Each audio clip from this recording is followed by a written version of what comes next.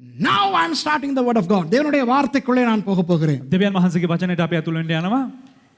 நீங்கள் ஆராதனைக்கு வந்ததிலே இருந்து யோசித்து பார்த்திருப்பீர்கள், ஏனடா ஒரு குத்து விளக்கு வைக்கப்பட்டு ஒரே ஒரு விளக்கு மாத்திரம் எரிகிறது என்று. දේව මෙහෙට පැමිණෙන අවස්ථාවේ සිට ඔබ කල්පනා කරන්න ඇති ඇයි මේ කවදාකවත් නැතුව පහන් රුක මෙම ස්ථානයේ තියලා එකම එක ඉටිපන්දමක් පමණක් දල්වලා තියෙන්නේ. From the time we entered the church at 9:30 in the morning, you may have wondered, why is there a lamp stand with one lamp burning? Wait and you shall know all about it during this sermon. காத்திருங்கள், இதற்குரிய விளக்கத்தை இந்த செய்தியிலே உங்களுக்கு கொடுக்க போகிறேன். ඉතින් රැඳී සිටින්න බලා සිටින්න අපත් සමග ඔබලාට මෙහි විග්‍රහය මේ දේශනාව තුලින් ලැබෙයි. இன்றைக்கு என்ன நாள்? අද මොන කුමක්ද අද දවසේ විශේෂත්වය? What is today? Today is the 28th of March year 2021. இன்று மார்ச் மாதம் 28ஆம் தேதி 2021ஆம் ஆண்டு. මේ 2021 වෙනි අවුරුද්දේ මාර්තු මාසයේ 28 වෙනිදා. இந்த வருஷத்தின் பஸ்கா பண்டிகையின் நாள் இன்று. මේ වර්ෂයේ පාස්කු මංගල්‍යයේ දවස අදයි. The Passover of this year is today. It started at 6 a.m. last evening. நேற்று மாலை 6 மணிக்கு இஸ்ரவேல் நேரம் 6 மணிக்கு பஸ்கா பண்டிகை தொடங்கியது. ඒ ආරම්භ වුණේ ඊයේ දවසේ වෙලාවට අනුව ඊශ්‍රායල් වෙලාවට අනුව සවස 6ට තමයි පාස්කු මංගල්‍ය ඔවුන්ට ආරම්භ කරනු ලැබුණේ. இஸ்ரவேல் நேரத்தின்படி நேற்று 6 மணிக்கு மாலை 6 மணிக்கு பஸ்கா தொடங்கினபடியினால் யூதர்களுக்கு, மெசியானிக் யூதர்களுக்கு நான் இனிய பஸ்கா பண்டிகை வாழ்த்துக்களை தெரிவிக்க விரும்புகிறேன். ඊයේ ඊශ්‍රායල් වෙලාවෙන් 6ට පාස්කු මංගල්‍ය ආරම්භ වුණු නිසා යුදෙව්වන්ටත් ඒ වගේම මෙසියානික් යුදෙව්වන්ටත් අපි සුබ පාස්කු මංගල්‍යයක් හැටියට අපි ඔවුන්ට අපේ ප්‍රණාමය ඒ වගේම අපේ ආශිර්වාදය පුද කර සිටිනවා. The Jews and the Messianic Jews under the radar. To all of you, warm greetings, best wishes for your Passover. Yehudim Chag Pesach Sameach. Enjoy your Passover today. உங்களுடைய பஸ்கா பண்டிகையை சந்தோஷமாய் கொண்டாடுங்கள். ඔබලාගේ පාස්කු මංගල්‍ය උත්කර්ෂවත් අන්දරමින් ඔබලා සමරන්න. கிறிஸ்தவர்களுக்கு வேதத்தின்படி, புதிய ஏற்பாட்டின்படி இந்த நாள் இன்றைக்கு என்ன நாள் தெரியுமா? කිතුණුවන්ට ඒ වගේම නව ගිවිසුමට අනුව මේ දවසේ වැදගත්කම කුමක් දන්නවද? Do you know what this day is for the Christians and for the New Testament? இன்றுதான் இயேசுவானவர் கழுதை குட்டியின் மேல் ஏறி ஒலிவ மலையிலே இருந்து இறங்கி எருசலேமுக்கு போகிறார்.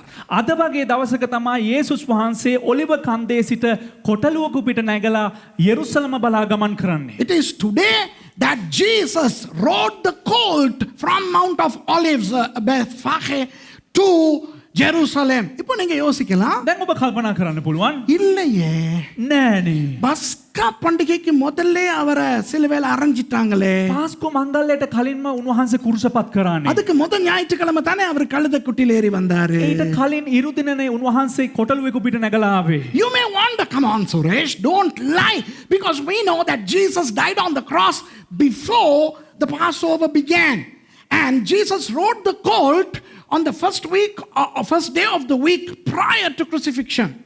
Yes, you are right. நீங்கள் சொல்றது சரி. ඔබ කියන දේ හරි. யூதர்களுடைய பஞ்சாங்கத்திலே வருடத்துக்கு 360 நாட்களும், நம்முடைய பஞ்சாங்கத்திலே 365 நாட்களும் இருக்கின்றன. යුදෙවන්ගේ දින දර්ශනයට අනුව ඔවුන්ගේ දින දර්ශනයේ දවස් 360කුත් ඒ වගේම අපේ දින දර්ශනයට අනුව දවස් 365යි කාලකුත් අන්තර්ගත වෙනවා. In the Jewish calendar there are 360 days in a year, and in the Gregorian calendar that we use we have 365.25 days in our calendar. Therefore Passover and the Palm Sunday don't fall on the same day. அதனால் பஸ்காவும் அந்த குருத்தோலை ஞாயிறாகிய இன்று இந்த நாளும் ஒவ்வொரு வருஷமும் ஒரே நாளுக்கு வராது. ඉතින් ඒ පාස්කු මංගල්‍යයත් ඒ වගේම ඊට කලින් අපි මේ සමරන්නා වූ ඒ ෆාම් සන්ඩේ එකත් ඒක ඒ දවසට අන්තර්ගත වෙන්නේ නැහැ. එකට සම්බන්ධ වෙන්නේ නැහැ. அதனால் இன்று अनेक கிறிஸ்தவர்கள் அறிந்திருக்கிறபடி குருத்தோலை ஞாயிறு. ඒ නිසා අද බොහෝ කිතුණුවන් දන්න ආකාරයට අද දවසට උන් ප්‍රකාශ කරන්නේ අර ෆාම් සන්ඩේ නැත්නම් Palm Sunday. Today is single in the Palm Sunday. Huh? Palm Sunday happens to be today. இன்று இயேசுவானவர் அந்த கழுதை குட்டியின் மேல் ஏறி எல்லாரும் கத்த கத்த தாவீதின் குமாரனுக்கு ஓசன்னா என்று அவர் எருசலேமுக்குள்ளே நுழைந்தார். ඉතින් අද වගේ තමයි යේසුස් වහන්සේ ඒ කොටලුව පිටේ නැගිටලා යෙරුසලමට ඇතුල් වෙනකොට දාවිද්ගේ කුමාරයාට හෝසන්නා කියලා ජනතාව කියන්න පටන් So ගත්තා it is යේසුස් වහන්සේ. today that when Jesus rode the colt and people screamed saying Hosanna to the son of David. And who are we? We are the bride of the son of David. We are the bride of Christ, the church. நாம் யார்? நாம் அந்த தாவீதின் குமாரனுடைய மனவாட்டியாகிய சபையாய் இருக்கிறோம். ඉතින් අපි කවුද? ඒ දාවිද්ගේ කුමාරයෝ යේසුස් වහන්සේගේ මනාලිය වශයෙන් අපි සිටිනවා. இன்று நான் உங்களுக்கு பேச போகிற செய்தியினுடைய தலைப்பு ඉතින් අද දවසේදී ඔබලා මැද්දේ තබන්න යනා වූ දේශනාවේ මාතෘකාව சிலுவையும் குத்துவிளக்கும். திரையிலே பாருங்கள். කුරුසය සහ පහන් රුක ඔබ හැරලා බලන්න පුළුවන්. Today's sermon is entitled The Cross and the Menorah. Now this is called the Menorah. இதுதான் மெனோரா என்று அழைக்கப்படுகிறது. මේට සාමාන්‍යයෙන් අපි ප්‍රකාශ කරන්නේ මෙනෝරා කියලා. சில பேர் மினோரா என்கிறார்கள், பரவாயில்லை. සමහරක් අය මිනෝරා කියලාත් කියනවා ඒත් කමක් නැහැ. It doesn't matter how you pronounce it, menorah or menorah. Maybe you spell it with an H at the end or not. It doesn't matter. This is menorah. இது menorah. මේට කියන්නේ මෙනෝරා කියලා. இந்த குத்து விளக்குக்கும் சிலுவைக்கும் என்ன சம்பந்தம்? මේ පහන් රුකටත් කුරුසයටත් තිබෙන සම්බන්ධතාවය කුමක්ද? சம்பந்தம் இருக்கிறதா? සම්බන්ධතාවයක් තිබෙනවද? அந்த ரகசியத்தை இன்று கற்றுக் கொடுக்க போகிறேன். ඒ අභිරහස් ඔබලාට උගන්වන්න යනවා. Is there a connection between the menorah and the cross? If yes, what is it? Now that's what I am going to teach you today. Why? ஏன் தெரியுமா? ඇයි දන්නවද? வருகிற வெள்ளிக்கிழமை பெரிய வெள்ளி. එන්නා වූ සිකුරාදා මහා සිකුරාදා. Following Friday, coming Friday is the Good Friday when we remember the glorious death of the Lord Jesus Christ. கர்த்தராகிய இயேசு கிறிஸ்துவினுடைய அந்த மகிமையான மரணத்தை ஞாபகப்படுத்துகின்ற நாள் வருகிற வெள்ளிக்கிழமை. ඉතින් එන්නා වූ සිකුරාදා තමයි ක්‍රිස්තුස් වහන්සේගේ මහිමාන්විත මරණය සමරන්නා වූ ඒ දවස. இங்கு பெரிய வெள்ளி ஆராதனை நடைபெறாது. මෙහි මහා සිකුරාදා ඒ දේව මෙහෙ සිද්ධ වෙන්නේ නැහැ. There is not going to be a Good Friday service here. So my message can be today's message as well as the Good Friday message. ஆகவே என்னுடைய செய்தி இன்றைய செய்தியாகவும் பெரிய வெள்ளி செய்தியாகவும் நீங்கள் எடுத்துக்கொள்ளலாம். ඉතින් අද දවසේදී මම කරන්නා වූ දේශනාව අද දවසේ ඉරුදින දේශනාව හැටියටත් ඒ වගේම එන සිකුරාදා මහා සිකුරාදා දේශනාව හැටියට ඔබට ගන්න පුළුවන්. இந்த வருட ஆரம்பத்தில் இருந்து 22 என்று பேசிக்கொண்டு வருகிறேன். මේ වර්ෂයේ ආරම්භයේ පටන් අපි 22 කියන මේ මාතෘකාවට අනුකූලව දේශනා කළා. I'm talking about number 22 from the start of this year. And no, today is also a 22 element. Why? Because cross in Hebrew is tau, which is the 22nd letter of the Hebrew alphabet. சிலுவை என்பது எபிரேய மொழியிலே tau ஆகும். ඉතින් කුරුසය කියලා කියන්නේ හෙබ්‍රේව අක්ෂර වින්‍යාසයට අන්තිම අකුර හැටියට 22 තව් සඳහන් වෙනවා. அது 22வது எழுத்து. ඒ 22 වෙනි වූ අක්ෂරය. ஆகவே வருகிற வெள்ளிக்கிழமை பெரிய வெள்ளிக்கிழமை. ඉතින් එන්නා වූ සිකුරාදා මහා සිකුරාදා දවසයි. இன்று பஸ்கா பண்டிகை யூதர்களுக்கு இந்த வருடம். මේ වර්ෂයේ අද දවස යුදෙව්වන්ට පාස්කු මංගල්‍ය සමරන දවසයි. Coming Friday is Good Friday, and today in this year the Passover falls today. So I think today's message is only too appropriate. இன்றைய செய்தி இன்றைய நாளுக்கு மிகவும் பொருத்தமானதாகும். ඉතින් අද දවසේ මේ කරන්නා වූ දේශනාව අද දවසට හරියට ගැලපෙන්නා වූ එක දේශනාවක්. இப்போ இந்த குத்து விளக்கு என்ன என்று முதலாவது பார்ப்போம். අපි ප්‍රථමයෙන් බලමු මේ පහන් රුක කියලා කියන්නේ කුමක්ද කියලා. இந்த குத்து விளக்கை வேதத்தில் முதல் எங்கே வாசிக்கிறோம்? මේ පහන් රුක පිළිබඳව බයිබලයේ ප්‍රථම වතාවට අපිට කොයි ස්ථානයේද කියවිය හැක්කේ? Well, let's start to talk about the menorah, the lampstand.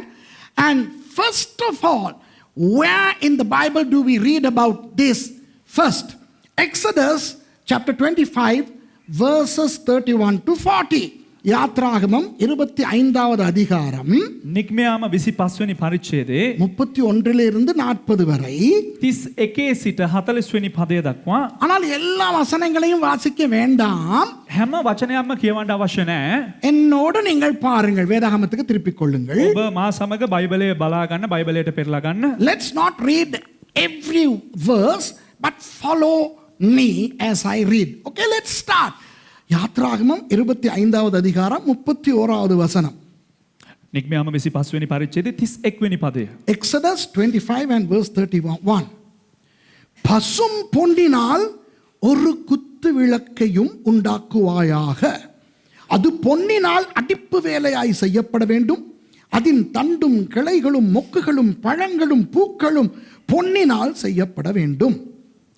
පවිත්‍ර රනින් පහන් රුකක් සාදා පන්න අඩියද කඳද ඇතුළුව පහන් රුක තලා සාදනු ලැබිය යුතුය. ඒකේ කුසලානන්ද මෝට්ටුද මල්ද එක වැඩක් විය යුතුය. And thou shalt make a candlestick of pure gold. Of beaten work shall the candlestick be made. His shaft and his branches, his bowls, his knobs, and his flowers shall be of the same. இந்த குத்து விளக்கினுடைய உருவத்தை இங்கே காணுகிறீர்கள். මේ පහන් රුකේ ස්වරූපය මෙම ස්ථානයේ ඔබට දිස් වෙනවා. Now you can see the model of the menorah. இந்த உயரத்தில் தான் உண்மையான குத்து விளக்கும் செய்யப்பட்டது முதல். ප්‍රථම වතාවට මේ උසට සරිලන ආකාරයෙන් තමයි ප්‍රථම පහන් රුකක් නිර්මාණය කරනු The ලැබුවේ. first candlestick was made in this same height, because if you go to Israel you can buy different types of menorahs in different sizes, from the pocket size to the huge size. நீங்கள் இஸ்ரவேலுக்கு போனால் ඔබ ඊශ්‍රායලයට ගියා නම් packet சைஸில் இருந்து பெரிய கட்டட அளவுக்கு வித்தியாசமான அளவுகளில் இந்த குத்து விளக்குகளை காணலாம். ඔබේ පොකට් එකට දාන්න පුළුවන් සයිස් එකේ ඉඳලා ගොඩනැගිලි සයිස් එකට දක්වා විශාල වූ පහන් රුක් ඔබලාට දකින්න හම්බ වෙයි. ஆண்டவர் முதல் செய்ய சொன்னது 5 அடி 3 அங்குலம் உயரம் கொண்ட குத்து விளக்கு. දෙවියන් වහන්සේ ප්‍රථම වතාවට හදන්න කියලා කිව්වේ අඩි 5ක් උස, ඒ වගේම அடி பகை அங்கால் துணை. අඟල් 3ක් උස එකක් තමයි හදන්න නිර්මාණය කරන්න කිව්වේ. The first ever lampstand instructed by God for Moses to make was supposed to be 5'3" tall, and that is why I took all the trouble to buy this and bring this a long time ago. அதனால் தான் இந்த குத்து விளக்கை அதிகமான விலை கொடுத்து கஷ்டப்பட்டு நான் இஸ்ரவேலிலிருந்து வாங்கி கொண்டு வந்தேன் சில வருடங்களுக்கு முன்பு. එම නිසාම තමයි ඊශ්‍රායලයේ ඉඳලා බොහෝ කරදර මැද්දේ මිල ගෙවලා මේ පහන් රුකම රැගෙන ආවේ මෙම ස්ථානයට. இது அழகுக்காக வாங்கினது, அவ்வளவுதான். මේක ලස්සනට ගත්ත දෙයක් එපමණයි. இதனால எந்த ஆசீர்வாதமும் நமக்கு வர போறதில்ல சாமி. මේ නිසා ඇවිල්ලා කිසිම ආශිර්වාදයක් අපිට යන්නේ නැහැ. I bought this because I liked it, because it's so beautiful. Don't think that there is a spiritual something in this menorah. No, nothing. இன்றைக்கு தான் இதை வாங்கினதைக்கு நான் பயன்படுத்த போகிறேன். ඉතින් මෙච්චර කාලයකට ගත්ත නිසා තමයි මේක මේ භාවිතා කරන්නේ. නෑ දැන් තමයි මේක මම පාවිච්චියට ගන්න. ඒත් අද විතරයි. ආයෙ පාවිච්චි කරන්නේ ඔය සයිඩ් එකේ තියලා තියෙනවා. இன்றைக்கு பயன்படுத்துவேன், அதுக்கு பிறகு அந்த வழக்கம் போல ஓரத்துக்கு இது போயிடும். ඉතින් අද පාවිච්චි ඔන්න ඒක කිව්වම I am using this menorah only today, after which it will go back to its resting place there. And today I am going to explain about the menorah in relation to the cross. இன்றைக்கு இந்த மெனோராவையும் சிலுவையையும் நான் சம்பந்தப்படுத்தி பேசப்போகிறேன். ඉතින් අද දවසේදී මේ මිනෝරා එකත් ඒ වගේම කුරුසියත් සම්බන්ධ කරලා කතා කරන්න යනවා. மோசேக்கு ஆண்டவர் சொல்லுகிறார், பசும் பொன்னால் செய். මෝසෙස්ට දෙවියන් වහන්සේ කියනවා පවිත්‍ර රණින් නිර්මාණය කරන්න Hey කියලා. Moses, you are supposed to make this with pure gold, not mixed gold. No copper or no silver, pure gold. And therefore it will be very vulnerable and sensitive. It can break quick. Why? Because it's pure gold. இப்போ இது வந்து தூய்மையான பசும் பொன்னால் செய்யப்பட வேண்டும். දැන් මේ ස්ථානයේ කියන දේ ඇවිල්ලා පවිත්‍ර වූ රණින් නිර්මාණය කළ යුතුයි. வெள்ளியோ மற்றதுன்னா கொப்பருக்கு என்ன சொல்லுவாங்க, வெண்கலமோ கலக்கக்கூடாது. මේ රිදීවත් නැත්තම් ලෝකඩවත් මිශ්‍ර වෙන්න හොඳ නැහැ. கலப்பணம் இல்லாத தங்கத்திலே செய்வது லேசில் உடையும், உங்களுக்கு தெரியும். ඒ කියන්නේ මිශ්‍ර නොමැති රණින් සාදනවා කියලා කියන්නේ ඉතා පහසුවෙන්ම බිඳෙන සුළුයි, කැඩෙන සුළුයි. ஆனால் பெருமதியானது. නමුත් ඉතා වටිනාකමින් යුක්තයි. It could break easy, but it's extremely valuable. Why? Everything thereof is of pure gold. இதில் எல்லாமே தூய்மையான தங்கத்தால் செய்யப்பட்டது. මන්දයත් මෙහි අන්තර්ගත වෙලා තිබෙන්නේ පවිත්‍ර වූ ශුද්ධ වූ රත්තරන් පමණයි. இதை கேட்டுட்டு இதை யாரும் சுடக்கூடாது இந்த விளக்க. ඉතින් මේක අහලා කවුරුත් මේකට විදින්න මේක උස්සගෙන යන්න හොඳ නැහැ මේ පහන්රුක. Once you hear this, don't try to pinch this away because this is not pure gold. This is not even gold plated. இது பசும் பொன்னும் கிடையாது, தங்க முலாமும் பூசி கிடையாது. මේක මේ පවිත්‍ර රණි නිර්මාණය කළත් නැහැ, ඒ වගේම රත්තරන් ආලේප කරලත් නැහැ. இது சும்மா ஒரு மாடல் தான். මේක නිකන් මේක සංකේතය මොඩල් එකක් This විතරයි. is just a model.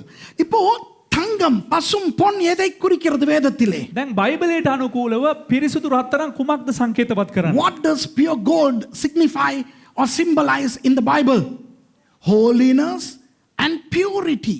பரிசுத்தமும் தூய்மையும். ශුද්ධකමත් ඒ වගේම පවිත්‍රකමත්.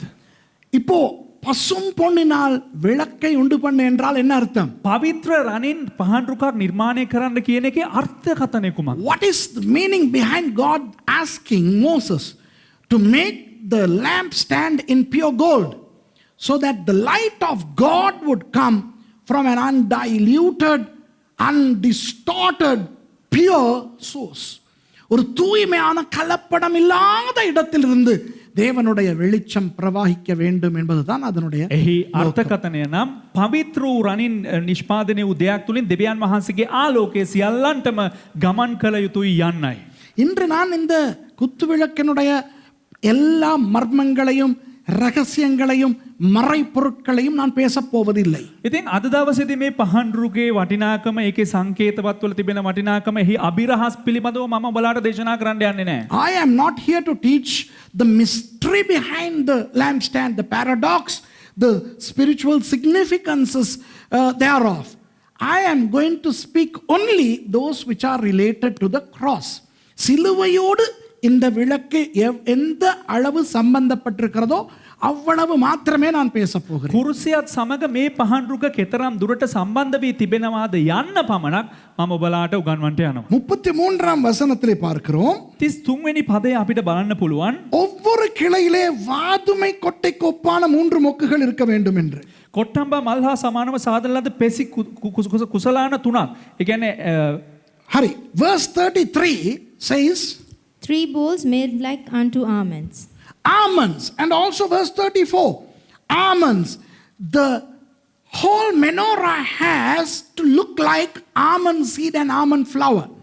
இந்த முழு குத்துவிளக்கும் வாதுமை கொட்டைக்கும் வாதுமை பூக்கும் ஒப்பாக இருக்க வேண்டும். දැන් මේ තිබෙන්නා වූ මේ පහන්රුක කොට්ටම්බා මල් වලටත් ඒ වගේම කොට්ටම්බා පහන්රුකේ තියෙන දේවල් වලටත් සමානව තිබෙන්න ඕන. இந்த வாதுமை என்பது வேதத்திலே தேவனுடைய பிரசன்னத்துக்கு அடையாளம். දැන් මේ කොට්ටම්බා කියන දේ මේ මොකද අර්ථකථනය කරන්නේ දෙවියන් වහන්සේගේ අභිමුඛත්වය. The symbolism of almonds is the presence of God.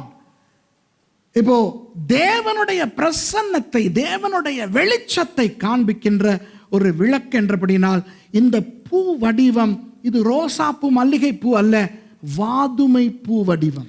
දෙවියන් වහන්සේගේ අභිමුඛය සහ දෙවියන් වහන්සේගේ ශුද්ධකම පෙන්눔 කරන්න ඕන නිසා මේ රෝස මලක ආකාරයට නෙවෙයි තිබෙන්නේ, මේ තිබෙන්නේ හරියට කොට්ටම්බා මලක දිස් වෙන ආකාරයට තමයි නිර්මාණය වෙලා තිබෙන්නේ. The menorah looks like an almond flower. Now the interesting thing is verse 40. 40வது வசனத்தை கொஞ்சம் பாருங்கள். 40 වෙනි පදය වෙත පොඩි අවධානයක් යොමු කරන්න. மலையிலே உனக்கு காண்பிக்கப்பட்ட மாதிரியின்படியே அவைகளை செய்ய எச்சரிக்கையாயிரு. කන්දේදී නුඹට පෙන්වන ලද ආදර්ශය ලෙස ඒවා සාදන්ට බලා ගනින්න. And look that thou make them after their pattern which was shewed thee in the mountain. எந்த மலை? මොන කන්දද? What mountain? சீனாய் மலைத்தொடரிலே இருக்கிற ஓரேப் மலை உச்சி. ඒ කියන්නේ සීනායි කඳු වැටියේ. කඳු වැටියේ පිහිටලා තිබෙනා වූ හෝරෙබ් කන්ද. The mount, the pinnacle Horeb on the mountain range of Sinai. What is the significance of that place? அந்த இடத்தினுடைய முக்கியம் என்ன? ඒම ස්ථානයේ වැදගත්කම කුමක්ද? ஆண்டவர் அங்கே தான் மோசேயை வரவழைத்து 10 கற்பனைகளை கொடுத்தார். දෙවියන් වහන්සේ එම ස්ථානයේ තමයි මෝසෙස්ව කැඳවලා දසපනත දෙනු ලැබුවේ. God gave the decalogue to Moses on that mountain top. and God showed forth his glory on that mountain. அந்த மலையிலே தான் தேவன் தனது மகிமையை காட்டினார். ඒ කඳු මුදුනේ තමයි දෙවියන් වහන්සේ උන්වහන්සේගේ අභිමුඛත්වයේ පෙන්눔 කරනු ලැබුවේ. அங்கு தான் மோசே 40 நாட்கள் உபவாசம் இருந்தார். එම ස්ථානයේ තමයි මෝසෙස් දවස් 40ක් නිරාහාරව සිටියේ. Moses fasted for 40 days on that mountain. Hey, even Elijah and Jesus fasted in that same place. எலியாவும் இயேசுவும் கூட அதே இடத்தில் தான் உபவாசம் இருந்தார்கள் 40 நாட்கள். එම ස්ථානයේ තමයි යේසුස් වහන්සේත් ඒ වගේම එලියා කියන අනාගත වක්තුරයා දවස් 40 ගානේ නිරාහාරව සිටියේ. தேவன் மனிதனை சந்தித்து தேவன் மனிதனுக்கு நியாயப்பிரமாணத்தை வழங்கிய அந்த மலையிலே දෙවියන් වහන්සේ මනුෂ්‍යව සම්මුඛ වෙලා මනුෂ්‍යයාට දෙවියන් වහන්සේ විසින් ව්‍යවස්ථාව ලබා දුන්න ස්ථානයේ එම කන්දේදී ஆண்டவர் மோசேக்கு பரலோக தரிசனத்தை காட்டி இருக்க வேண்டும். දෙවියන් වහන්සේ මෝසෙස්ට ස්වර්ගීය දර්ශනය පෙන්눔 කරලා තියෙන්න අවශ්‍යයි. On that summit of the mountain where God gave the decalogue, the rules, the laws to Moses, God must have given Moses the vision of heaven, where Moses must have seen a menorah. மோசே அந்த தரிசனத்திலே ஒரு குத்து விளக்கை கண்டிருக்கிறார். මෝසෙස් දැක්කේම දර්ශනය තුල පහන් රුකක්. පහන් රුක කුත් පහන් රුකක් විතරක් නෙවෙයි. அதனால் தான் 40வது வசனத்திலே ஆண்டவர் சொல்லுகிறார், එම නිසා තමයි 40 වෙනි පදේ දෙවියන් වහන්සේ කියන්නේ நீ மலையிலே இந்த கண்டாயே அதே வடிவத்தில் செய்ய கவனமாயிரு. නුඹ කන්දේ සිට දැක්කානේ අන්න ඒ ආකාරයට නිර්මාණය කරන්න වග බලා ගන්න. That's why verse 40 says, hey Moses, make sure that you make the menorah in the same fashion as you saw in that vision. So what we have here is something that God has in heaven. Wow, praise God. இப்போ இங்கே என்ன காணுகிறோம்? දැන් මේ ස්ථානේ කුමක්ද දකින්නේ? பரலோகத்திலே ஆண்டவர் வைத்திருக்கிற அந்த பொன் குத்து விளக்குக்கு சமானமான ஒரு விஷயத்தை காணுகிறோம். ස්වර්ගයේ තමා තිබෙනා ඒ රන් පහන් රුකට සමාන වූ දෙයක් තමයි ඒ විශයක් තමයි අපි මේ ස්ථානේ දකින්නේ. அப்படி சொன்ன உடனே இதற்கு முன்னால வந்து நின்றுக்கிட்டு இப்படி எல்லாம் பண்ணக்கூடாது, ஏனென்றால் இது விக்கிரகம் அல்ல. ඒ කියන්නේ එහෙම කියපු ගමන් මේ ස්ථානෙට ඇවිල්ලා මේ වගේ කරලා හැසිරෙන්න යන්න එපා. මොකද මේක රූපයක් නෙවෙයි. Don't come before this menorah and do all the religious stuff, because don't make this object an idol just because this resembles something that's in heaven. பரலோகத்தில் இருக்கிற ஒரு பொருளை காட்டுகிறது என்றபடியினால் இதை விக்கிரகமாக்கி விடாதீர்கள் ப்ளீஸ். ස්වර්ගයේ තිබෙන එක දෙයක් සංකේතවත් කරන්නේ පෙන්වන නිසා ඒක එක රූපයක් කරගන්න යන්න එපා. ஏனென்றால் இந்த நாட்களில் சில பேர் கற்றுக் கொடுக்கிறார்கள், අයි කිව්වොත් මේ දවස්වල සමහරක් අය උගන්වනවා தேவனுக்கு ஒப்பான உருவம் செய்தால் பரவாயில்லையாம், அது விக்கிரக ஆராதனை இல்லையாம். දෙවියන් වහන්සේට සමාන යම් කිසි දෙයක් නිර්මාණය කරාට කමක් නැහැ. මොකද ඒක රූපයක් නෙවෙයි, ඒක රූප නමස්කාරයකුත් නෙවෙයි. வேறு தெய்வங்களுக்கு ஒப்பான விக்கிரகத்தை தானாம ஆண்டவர் வைக்க வேண்டாம் என்றார். වෙන දෙවිවරුන්ට සමාන වූ දේවල් තමයිලු දෙවියන් වහන්සේ තබන්න එපා කිව්වේ. Why do I say this emphatically? Some people are teaching today that God did not say that you shall have no image at all. Now you can have images that resemble me, but don't have images resembling other gods. Hey, you better read Exodus 20 in black and white again. மறுபடி யாத்ராகமம் 20 கருப்பு வெள்ளையில வாசிச்சு தொலைங்கடா. නැවත වතාවක් උත්පත්ති මේ නික්මයාම 20 වෙනි පරිච්ඡේදයේ කියවන්න කළුයි සුදු වලින්. அதிலே எழுதி இருக்கிறது, வானத்திலும் பூமியிலும் தண்ணீரிலும் எங்கேயும் எனக்கு ஒப்பான எந்த ஒரு விக்கிரகத்தை உண்டாக்காதன். එම ස්ථානයේ පැහැදිලිව සඳහන් කරලා තියෙනවා අහසේ හෝ පොළවේ හෝ ජලයේ හෝ මට සමාන කිසිම රූපයක් නිර්මාණය කරන්න එපා කියලා. There God says categorically, do not carve images or make molten images in my form, whether it's up there in the sky or on earth or down in the water.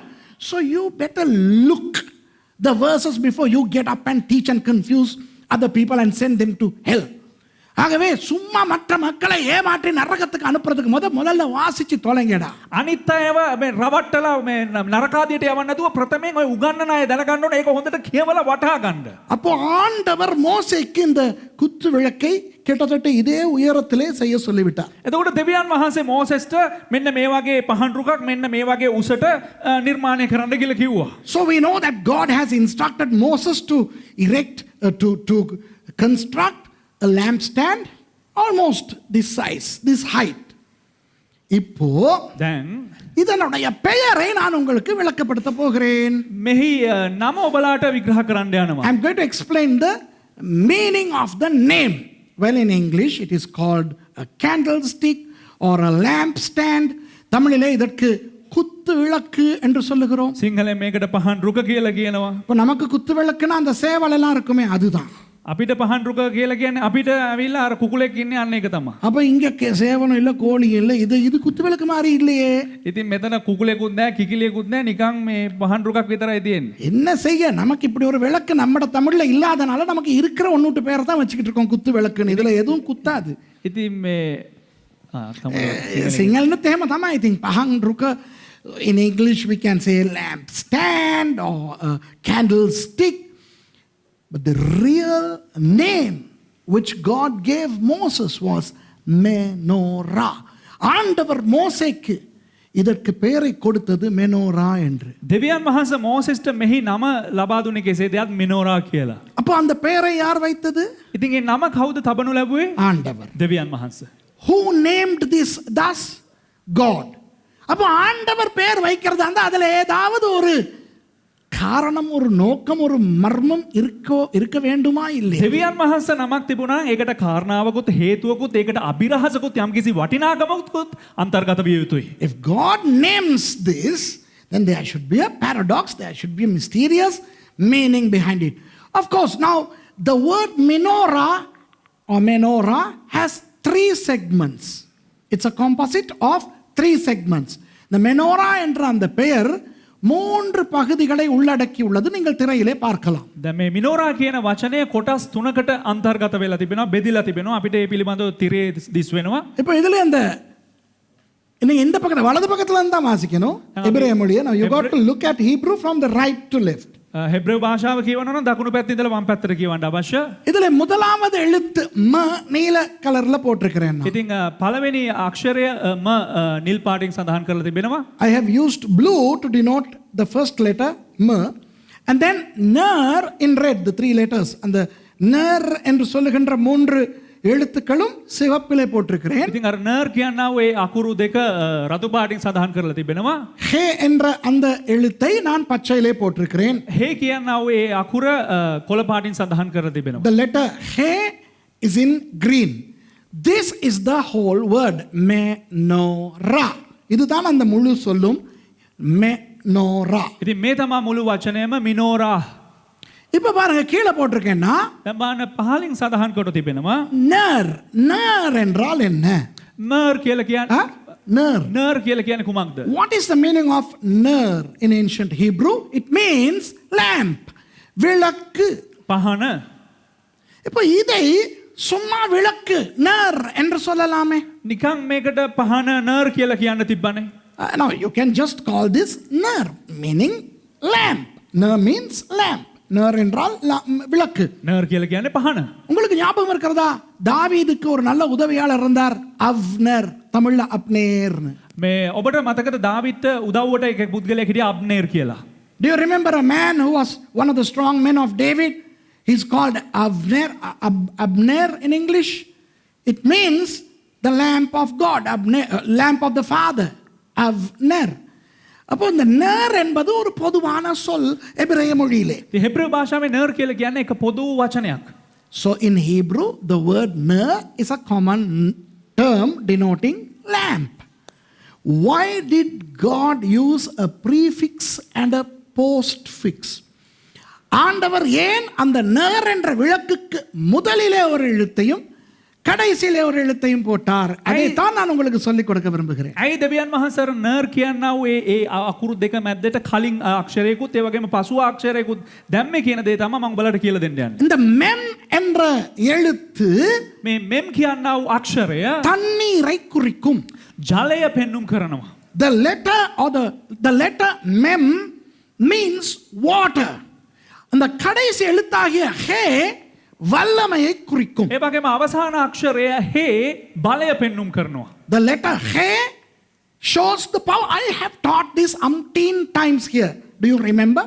எத்தனையோ தடவை இந்த எழுத்துக்களை பற்றி நான் கற்றுக் கொடுத்திருக்கிறேன். ஞாபகம் இருக்குதா? මේ අක්ෂර පිළිබඳව මම බොහෝ වතාවක් උගන්වලා තියෙනවා. මතකයිද ඔබලාට? ஆகவே ரொம்ப ஆழத்துக்கு போய் அதனுடைய எண்ணிக்கை, அதனுடைய அமைவிடம் இதெல்லாம் இன்றைக்கு பேச போவதே இல்லை. ඉතින් බොහෝ ගැඹුරට ගිහිල්ලා මේකේ වටිනාකම, එහි සංඛ්‍යාත්මක වටිනාකම, ඒ කිසි දෙයක් කතා කරන්න යන්නේ නැහැ. I am not going to go deep into the etymological, biblical, numerological values of these letters. No. But listen to this carefully. இதை கவனியுங்கள். නමුත් පැහැදිලිව ඔබලා මේ සමන් දෙන්න මේ දෙයට. Mem என்பது தண்ணீரை குறிக்கும். මෙම් කියලා කියන්නේ ජලය සනිටුහන් කරනවා. Mem means water. And when do we encounter water in the Bible for the first time? Where do we encounter? முதல் தண்ணீர் என்று வேதத்திலே எங்கே பார்க்கிறோம்? බයිබලේ ප්‍රථම වතාවට අපි ජලය කියලා දකින්නේ කුමන අවස්ථාවේද? ஆதியாகமம் 1:2. උත්පත්ති 1:2. Genesis 1:2. And the earth was without form and void, and the darkness was on the face of the deep, and the Holy Spirit was hovering upon the waters of the deep. பூமியானது ஒழுங்கின்மையும் வெறுமையுமாய் இருந்தது, ஆழத்தின் மேல் இருள் இருந்தது, ஆவியானவர் ஜலத்தின் மேல் தண்ணீரின் மேல் අසයිවාඩි කොண்டிருந்தார். පොළොවන්හයි පාළුව හිස්ව තිබුණාය, ගැඹුරු පිට අන්ධකාරය විය, දෙවියන් වහන්සේගේ ආත්මය ජල මහතුවේ හැසිරෙමින් සිටිසේක.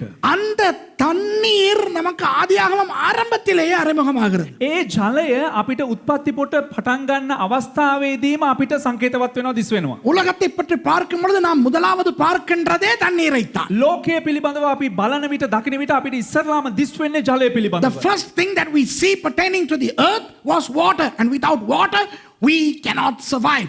தண்ணீர் இல்லாமல் நம்மால் வாழ முடியாது. ජලය නැතුව අපිට ජීවත් වෙන්න බෑ. இப்போ வியாழனுக்கெல்லாம் போறாங்க, வியாழன் கிரகத்துக்கெல்லாம் දැන් போறாங்க. අඟහරු ග්‍රහයට පවා යනවා. They are going to Jupiter, Mars. They are trying to go and live in Mars. The only problem is they don't have water there. They don't have water in the moon. If only they can discover water, boy, they can go and start living there. அங்கு தண்ணீர் இல்லை. செவ்வாய் கிரகம், வியாழன் இல்லை, செவ்வாய் கிரகத்துக்கு போய் சந்திரனுக்கு போய் வாழ முடியுமா என்று பார்க்கிறார்கள். முடியவில்லை. ஏன் தெரியுமா? தண்ணீர் இல்லை. ඔවුන් ඒ අඟහරු ග්‍රහලෝකයට ගිහිල්ලා හන්දට ගිහිල්ලා ජීවත් වෙන්න බලනවා, බෑ ජීවත් වෙන්න, මන්දයත් එහි ජලය නොමැති නිසා. உலகத்திலே நமக்கு தண்ணீர் இல்லாமல் வாழவே முடியாது. ලෝකේ අපිට ජලය නැතුව ජීවත් වෙන්න බෑ. We cannot live without water. அப்போ தண்ணீரில் தொடங்கி ජලයෙන් ආරම්භ වෙලා வல்லமையில் முடிகிறது. බලයෙන් අවසාන වෙනවා. இடையிலே விளக்கு வருகிறது. මධ්‍යස්තව මේ පහන පැමිණෙනවා. Look at the word. Commences with water, concludes with power. In between you get the lamp. Now this power, what is that power? The power of God.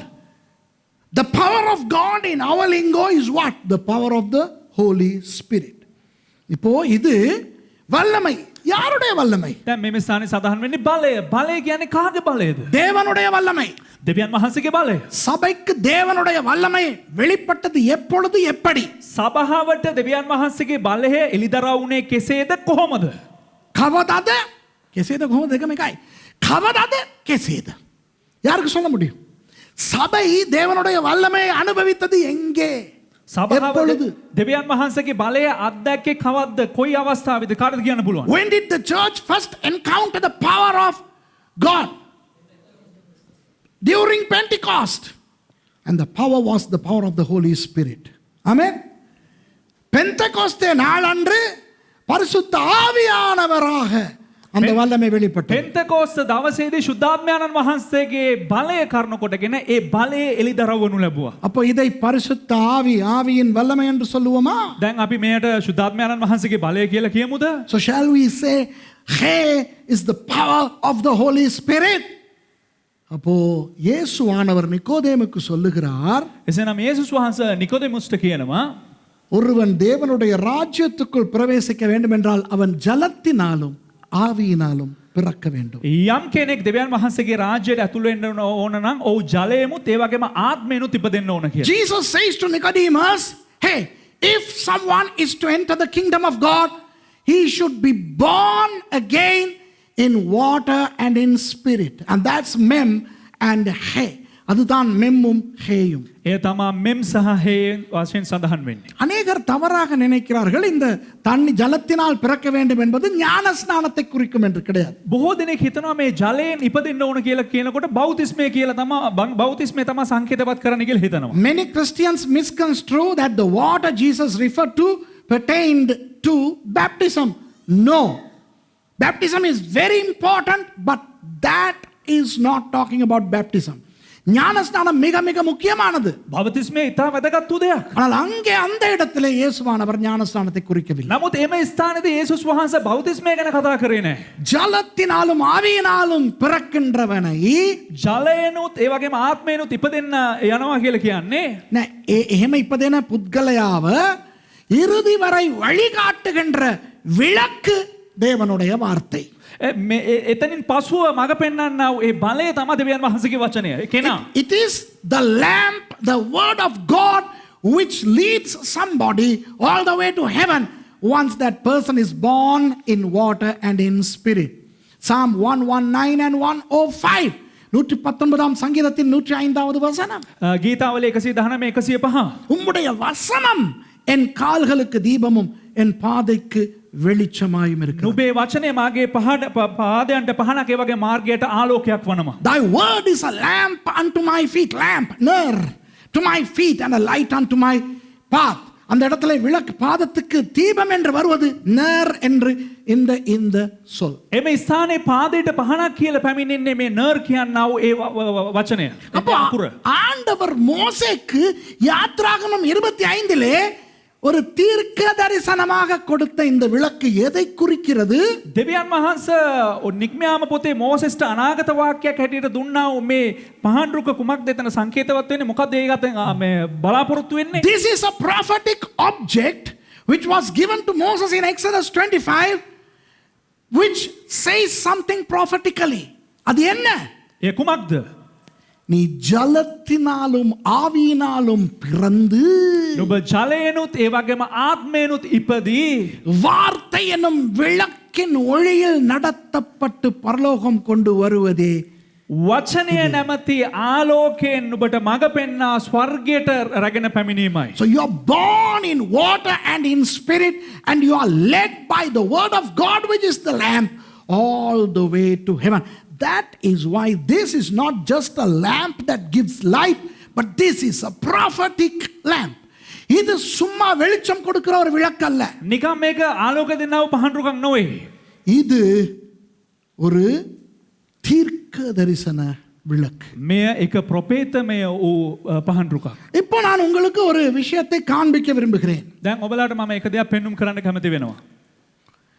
இயேசுவானவர் என்ன சொன்னார்? யோவான் 8லே යේසුස් වහන්සේ யோவான் 8 වෙනි පරිච්ඡේදයේ කුමක්ද සඳහන් කරේ? What did Jesus say in John chapter 8? Read verse 12. இங்க பாருங்க, நான் உங்களுக்கு ஒரு பயங்கர ரகசியத்தை சொல்லிக் கொடுக்க போறேன். இது භයානක රහසක් ඔබලාට කියලා දෙන්න යනවා.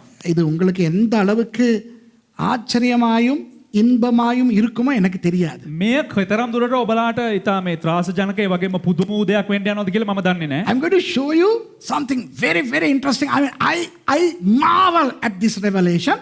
Now I'm going to divulge it to you in a minute and I don't know how excited you are going to be.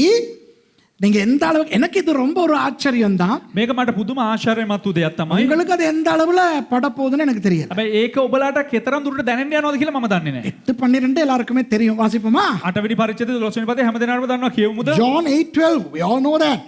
மறுபடியும் இயேசு ஜனங்களை நோக்கி, நான் உலகத்துக்கு ஒளியாய் இருக்கிறேன், என்னை பின்பற்றுகிறவன் இருளிலே நடவாமல் ஜீவ ஒளியை அடைந்திருப்பான் என்றார்.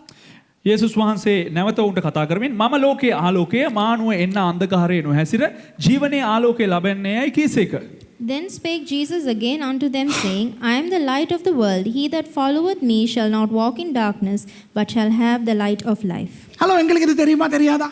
අපිට දන්නවද දන්නේ නැද්ද? நல்லா தெரியும். අපිට හොඳටම දන්නවා. Don't we know this? Oh, we know it only too well. Jesus said, I am the light of the world, and I think I have preached about that also. நான் இங்க அதை பிரசங்கமும் செய்திருக்கிறேன், அப்படிதானே? ඒ පිළිබඳව මම දේශනා කරලා තියෙනවා, එහෙම නේද?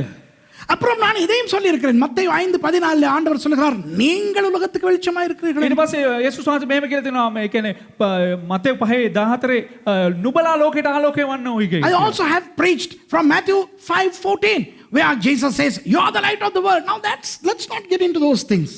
Go to verse 20. 20வது வசனத்துல ஒரு விஷயம் இருக்குது. 20 වෙනි පදේ එක විෂයක් තිබෙනවා. இது எந்த அளவுக்கு உங்களுக்கு இன்ட்ரெஸ்டா இருக்க போகுதுன்னு எனக்கு தெரியல. මේ කතරම් දුරට ඔබලාට මේ වැදගත්ද කියලා මම දන්නේ නැහැ. I don't know how interesting this is going to be. Let's read verse 20. 20வது வசனம். தேவாலயத்திலே இயேசு உபதேசம் பண்ணுகிற போது தர்ம பெட்டி இருக்கும் இடத்தில் இந்த வசனங்களை சொன்னார். උන්වහන්සේ දේවමාලිගාවේ උගන්වමින් මුදල් ගබඩාවේදී මෙම වචන කීසේක. These words spake Jesus in the treasury as he taught in the temple. தேவாலயம் என்பது பெரிய வளாகம். දේවමාලිගාව කියලා කියන්නේ ඉතා ලොකු විශාල ස්ථානයක්. The temple is a huge complex. It had the external area, the outer court, the inner court, the holy area, the holy of holies. So huge. இப்போ தேவாலயத்திலே மக்கள் எல்லாம் நடமாடுகிற பிரதேசம் இருக்கிறது. දේවමාලිගාවේ මනුෂ්‍යයන්ට ගැවසෙන්න ඕන ප්‍රදේශයක් තිබෙනවා. வெளிப்பிரகாரம் இருக்கிறது, உட்பிரகாரம் இருக்கிறது, அப்புறம் பரிசுத்த ஸ்தலம் இருக்கிறது, மகா பரிசுத்த ஸ்தலம் இருக்கிறது. පිට මළුව කියලා තියෙනවා, ඇතුල් මළුව කියලා තියෙනවා, ශුද්ධස්ථානය කියලා තියෙනවා, අතිශුද්ධස්ථානය කියලා තිබෙනවා. அவ்வளவு பெரிய வளாகத்திலே இயேசு எந்த இடத்துல இருந்து பேசி இருந்தாலும் என்ன?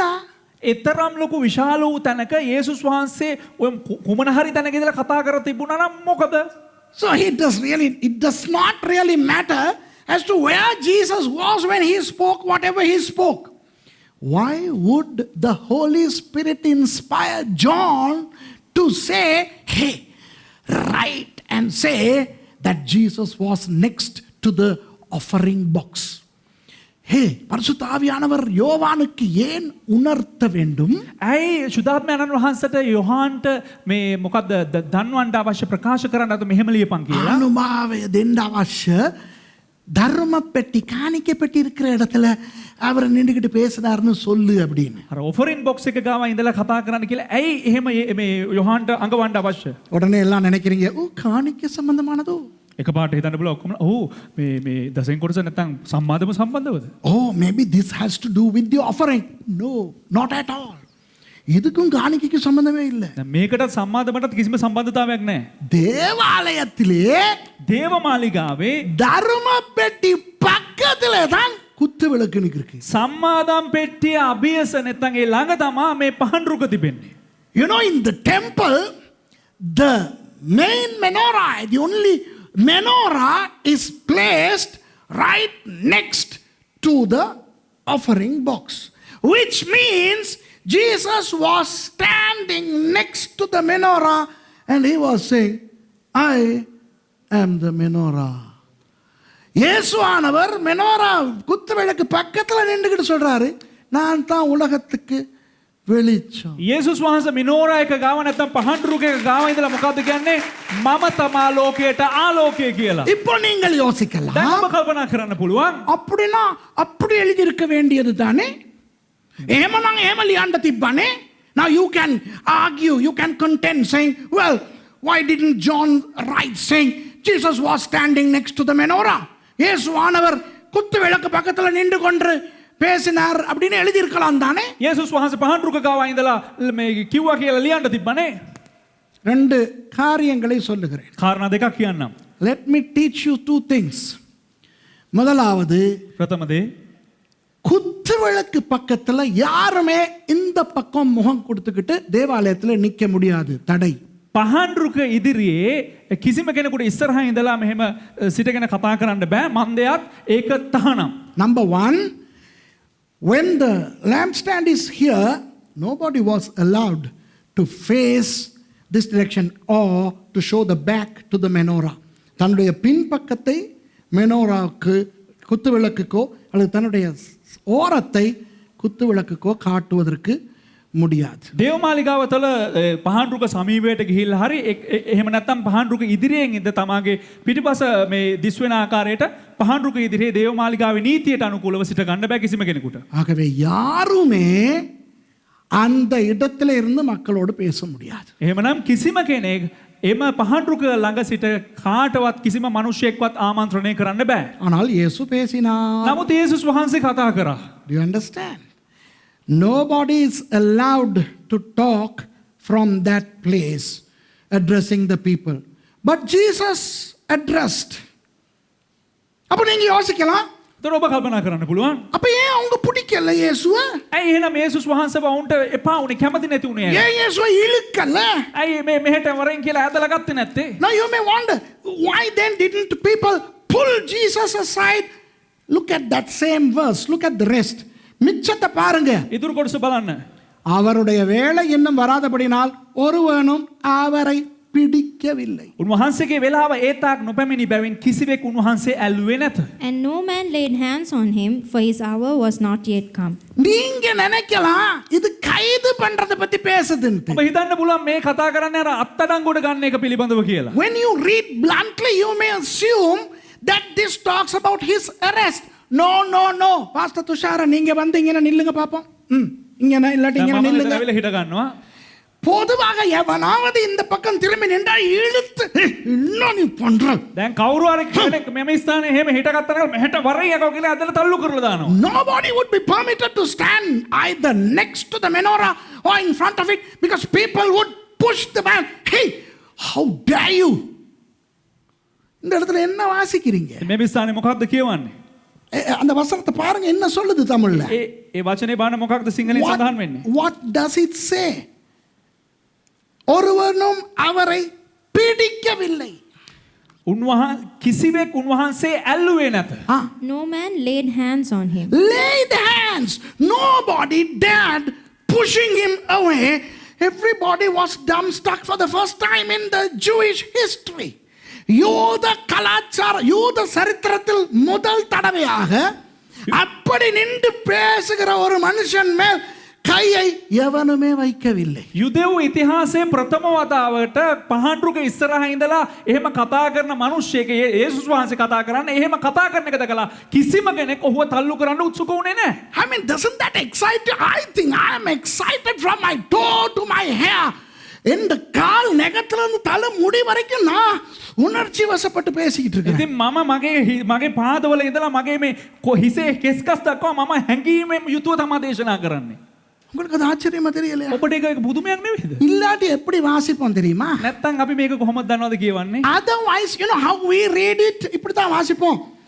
தேவாலயத்தில் இயேசு உபதேசம் பண்ணுகிற போது தர்ம பெட்டி இருக்கும் இடத்தில் இந்த வசனங்களை சொன்னார். அவருடைய வேலை இன்னும் வராதபடினால் ஒருவரும் அவரை பிடிக்கவில்லை. උන්වහන්සේ දේවමාලිගාවේ උගන්වමින් මුදල් ගබඩාවේදී මේ වචන උන්වහන්සේ ඒ වෙලාවේ ඒ තාක් නොපැමිණි බැවින් කිසිවෙක් උන්වහන්සේ ඇල්ලුවේ නැත. Read, darling, the same way. It used to be in John chapter 8 and verse 20. Read. Don't wake up to find. These words spake Jesus in the treasury as he taught in the temple. That's a nice little yawn. Okay, it's okay.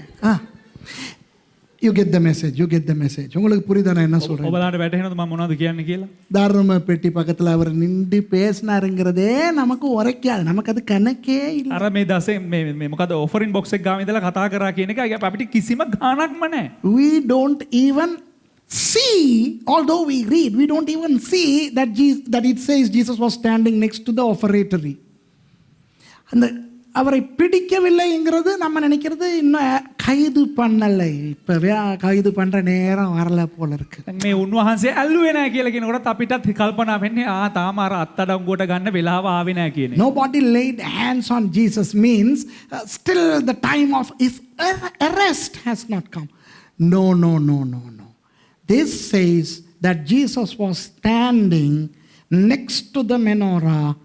Nobody pushed him away because that was a miracle.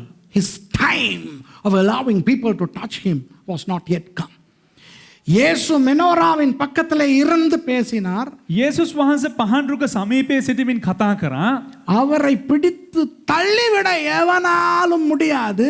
උන්වහන්සේව තල්ලු කරන්න කිසිම කෙනෙකුට බෑ. என்றால் அவர் இன்னும் அந்த என்ன மேல கை வைங்கடா என்று சொல்லுகின்ற அந்த வேலை இன்னும் வரவில்லை. ඇයි කිව්වොත් උන්වහන්සේ මත අත තබන්න කියනවා ඒ වෙලාව තාම පැමුණුනේ නැහැ. அப்புறம் ஏன் யோவான் அதை சொல்லவில்லை? தர்ம பெட்டி என்கிறார், குத்துவிளக்கு பக்கத்துல என்று சொல்லி இருக்கலாமே. එහෙනම් ඇයි යොහන් ඒ දේ රචනා කරේ නැත්තේ? මෙතන මේ සම්මාදම් බොක්ස් එක කියලා මෙතන ගබඩාකාරයාගේ බොක්ස් එක කියලා සඳහන් වෙලා තිබුණා. ඇයි පහන්රුක කියලා සඳහන් වුනේ නැත්තේ? Why then would not John say Jesus was standing next to the menorah? Why would he have to say that Jesus was standing next to the offeratory?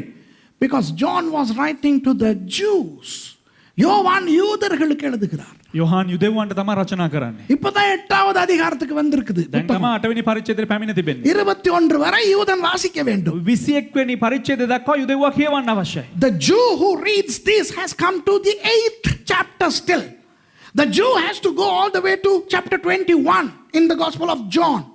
And when he sees that Jesus was standing next to the menorah, that's blasphemy to him. That's taboo. So he'll close the Gospel of John. He will not read the rest. ஒரு யூதன் யோவான் சுவிசேஷத்தை வாசிக்கும் பொழுது එක යුදෙව්වෙක් යොහාන් සුභාරංචි පොත කියවන විට இந்த இடத்துக்கு வரும் பொழுது මෙම ස්ථානයට එන විට இயேசுவானவர் குத்துவிளக்கு பக்கத்தில் நின்று பேசினார் என்றதை கண்டால் යේසුස් වහන්සේ පහන්රුක සමීපයේ සිට කියවනවා කියලා දුටුවා නම් මේ කතා කරනවා කියලා දුටුවා නම් யூதனுக்கு அவனுடைய யூத தன்மை பொங்கி எழுந்து அவன் மூடி விட்டு போய் விடுவான், மிச்சத்தை வாசிக்க மாட்டான். යුදෙව්වන්ගේ අර යුදෙව්කම ඔක්කොම උතුරලා එළියට ආවට පස්සේ ඔය පොත වහලා යනවා ඉතුරු ටික කියවන්නේ. தர்ம பெட்டி பக்கத்தில் நின்று பேசினாரா இவனுக்கு அது படுறதுக்கு லேட் ஆகும், அதுக்குள்ள 21 வாசிச்சு முடிச்சிரும். අර ගබඩාව නැත්තම් ඔෆරින් බොක්ස් එක ගාව ඉඳලා කිව්වා කියලා ප්‍රකාශ කරන ඒක කිසිම ගාණක් නැහැ. ඌ එක පාටම එක දිගට කියවගෙන යනවා. If the Jew reads that Jesus was standing next to the offertory, it wouldn't strike the guy. It will strike him late. So it's not a problem. உங்களுக்கு விளங்குதா? ඔබට වැටහෙනවද? இப்ப புரியுதா? ஆண்டவர் சூப்பர் இல்லையா? දැන් තේරෙනවා දෙවියන් වහන්සේ නියමයි නේද? God is wonderful. இப்போ இன்னொரு காரணம், දැන් තවත් එක කාරණාවක් தர்ம பெட்டி பக்கத்திலே யாராவது நின்றால் යම් කෙනෙක් අර මුදල් පෙට්ටිය අභියස නැත්නම් ඔය ඔෆරින් පෙට්ටිය අභියස සිටියා නම් எல்லாரும் அந்த ஆளை பார்ப்பாங்க. ඒ පුද්ගලයා දිහා හැමදෙනාම බලනවා. If somebody stands next to the offering box, everybody will look at him. Why? Because a lot of money falls. Maybe he'll put his hand and grab some. மவனே நல்ல காசு விழும் காணிக்க பெட்டியில. පුතේ මේ ඔෆරින් බොක්ස් එකට හොඳට මුදල් වැටෙනවා. நம்மள மாதிரி கிறிஸ்தவன் அந்த ஆலயத்துக்கு போனது கிடையாது. අපි වගේ කිතුණෝ ක්‍රිස්තියානිකාරයෝ ඒ දේව මාලිගාවට ගියේ නැහැ. You know, Christians were not around to go to the temple. ஏன்னா கிறிஸ்தவன் போனா அவன் பர்ஸ் எடுத்து 5000 தாள் 1000 தாள் 500 தாள் 100 ரூபா தாள் எல்லாம் தாண்டி 50ஐயும் தாண்டி சில்லறைக்கு தானே போவான். ඇයි කිව්වොත් අපේ ඔය ක්‍රිස්තියානිකාරයෝ ගියොත් එහෙම 5000 කොලේ ඇරලා 2000 කොලේ ඇරලා 1000 කොලේ ඇරලා 500 කොලේ ඇරලා 100 කොලේ ඇරලා 50 කොලෙත් ඇරලා 20ට ඇරලා සිල්ලර කාසි වලට තමයි යන්නේ. You know, if there is a Christian near the offering box, if a Christian posts an offering, he'll surpass the 5,000 bill, Sri Lankans, the 1,000 rupee bill, the 500 rupee bill, the 100 rupee bill, and the 50 rupee bill, and he'll go to the coins. So there is nothing much for you to steal from, and it can be very noisy if you steal from the Sillera box. அந்த காணிக்கை பெட்டியிலிருந்து களவெடுக்கிறதுக்கு நிறைய இருக்காது, அள்ளுனா நிறைய வராது. ඉතින් මේ පඳුරු පෙට්ටියට මෙහෙම අත දැම්මම නම් එහෙම උස්සන්න කියන ගොඩක් එන්නේ නැහැ. அதோட நிறைய சத்தமும் வேற கேட்கும், சில்லறை தானே. සිල්ලර නිසා සද්දයක් ඇහෙයි. யூதர்கள் அப்படி அல்ல, යුදෙව්වෝ එහෙම නෙවෙයි. பயங்கரமாய் போடுவார்கள். භයානක ලෙස වුණු ඔෆරින් දෙනවා. But the Jews give to the temple in lock, stock and barrel. And that's why when that old widow put just 2 coins, Jesus appreciated that. அதனால் தான் அந்த ஏழை விதவை 2 காசு போட்ட பொழுது இயேசு அதை பாராட்டி சொன்னார். ඒක තමයි අර වයෝවෘද්ධිය අර වැන්දපු අර කාසි දෙකක් දාන අවස්ථාවේදී යේසුස් වහන්සේ ඒ ගැන වැඩිපුර කතා කරේ. ஆகவே இங்கன காணிக்கை பெட்டி இருக்குது, දැන් මෙතන පඳුරු පෙට්ටිය තියෙනවා, இங்கன மெனோரா இருக்குது, මෙම ස්ථානයේ මිනෝරා එක තියෙනවා. நடுவுல போய் நின்னுக்கிட்டாரு. මැදින් ගිහිල්ලා හිටගත්තා. So the offering box is here, the menorah is here. Jesus went and stood right in the middle, facing the people. ஏவனும் கை போட்டு இழுக்கவும் இல்லை. இப்பதான் பார்த்துட்டோமே, කිසිම කෙනෙක් මේ ඇදලා ගත්තෙත් නැහැ. nobody pulled him away, but everybody was observant on him because he was standing next to a dangerous place. ஆனா எல்லாரும் அவரை பார்த்துக்கிட்டு இருக்காங்க, ஏன்னா அவர் நிக்கிற இடம் பயங்கரமான இடம். නමුත් හැමදෙනාම බලාගෙන ඉන්නවා මොකද ඔහු ඉන්න තැන හරි භයානක වූ තැන. இப்ப சொல்றாரு, දැන් කියනවා நானே உலகத்தின் ஒளியா இருக்கிறேன். இப்ப விளங்குதா உங்களுக்கு? දැන් වැටහෙනවද මම ලෝකයට ආලෝකයේම සිටී කියලා කිව්වා. වැටහෙනවද? Jesus says, I am the light of the world.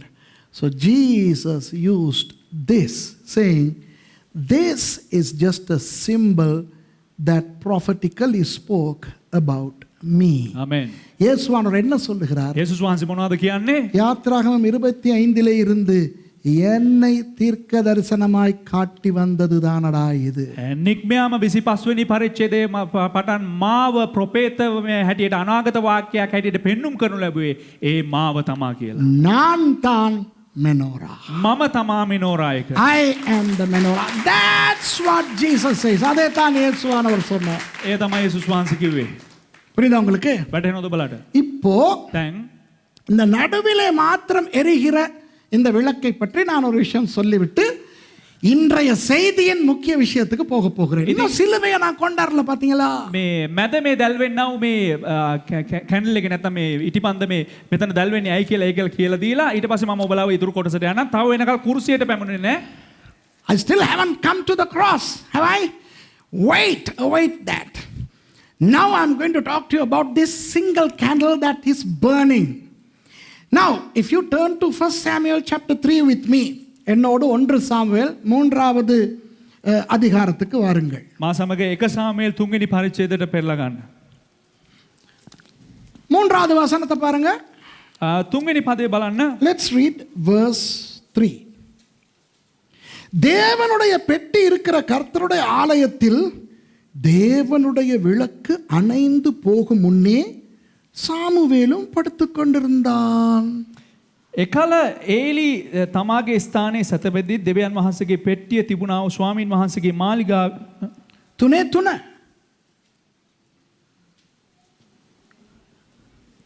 Read in English. Let's.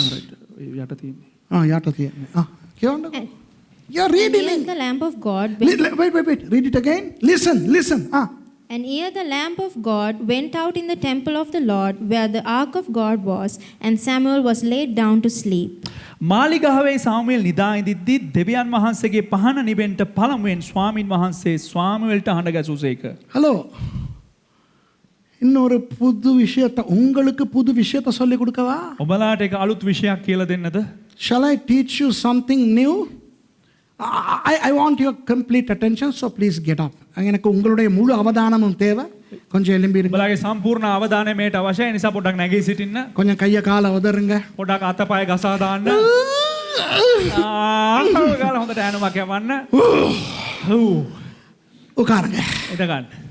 இப்பதான் சில பேர் எழும்பி இருக்காங்க. அவங்களுக்கு தெரியல என்ன நடக்குது. சர்ச் முடிஞ்சா என்ன ஆத்மாவே கர்த்தரே. දැන් සමහරක් අය දැන් තමයි නැගිටලි නැවිලා සභාව දෙව මේ ඉවරද? මගේ ආත්මේ ප්‍රාණේ ස්වාමීන් වහන්සේ ප්‍රශංසා කරව.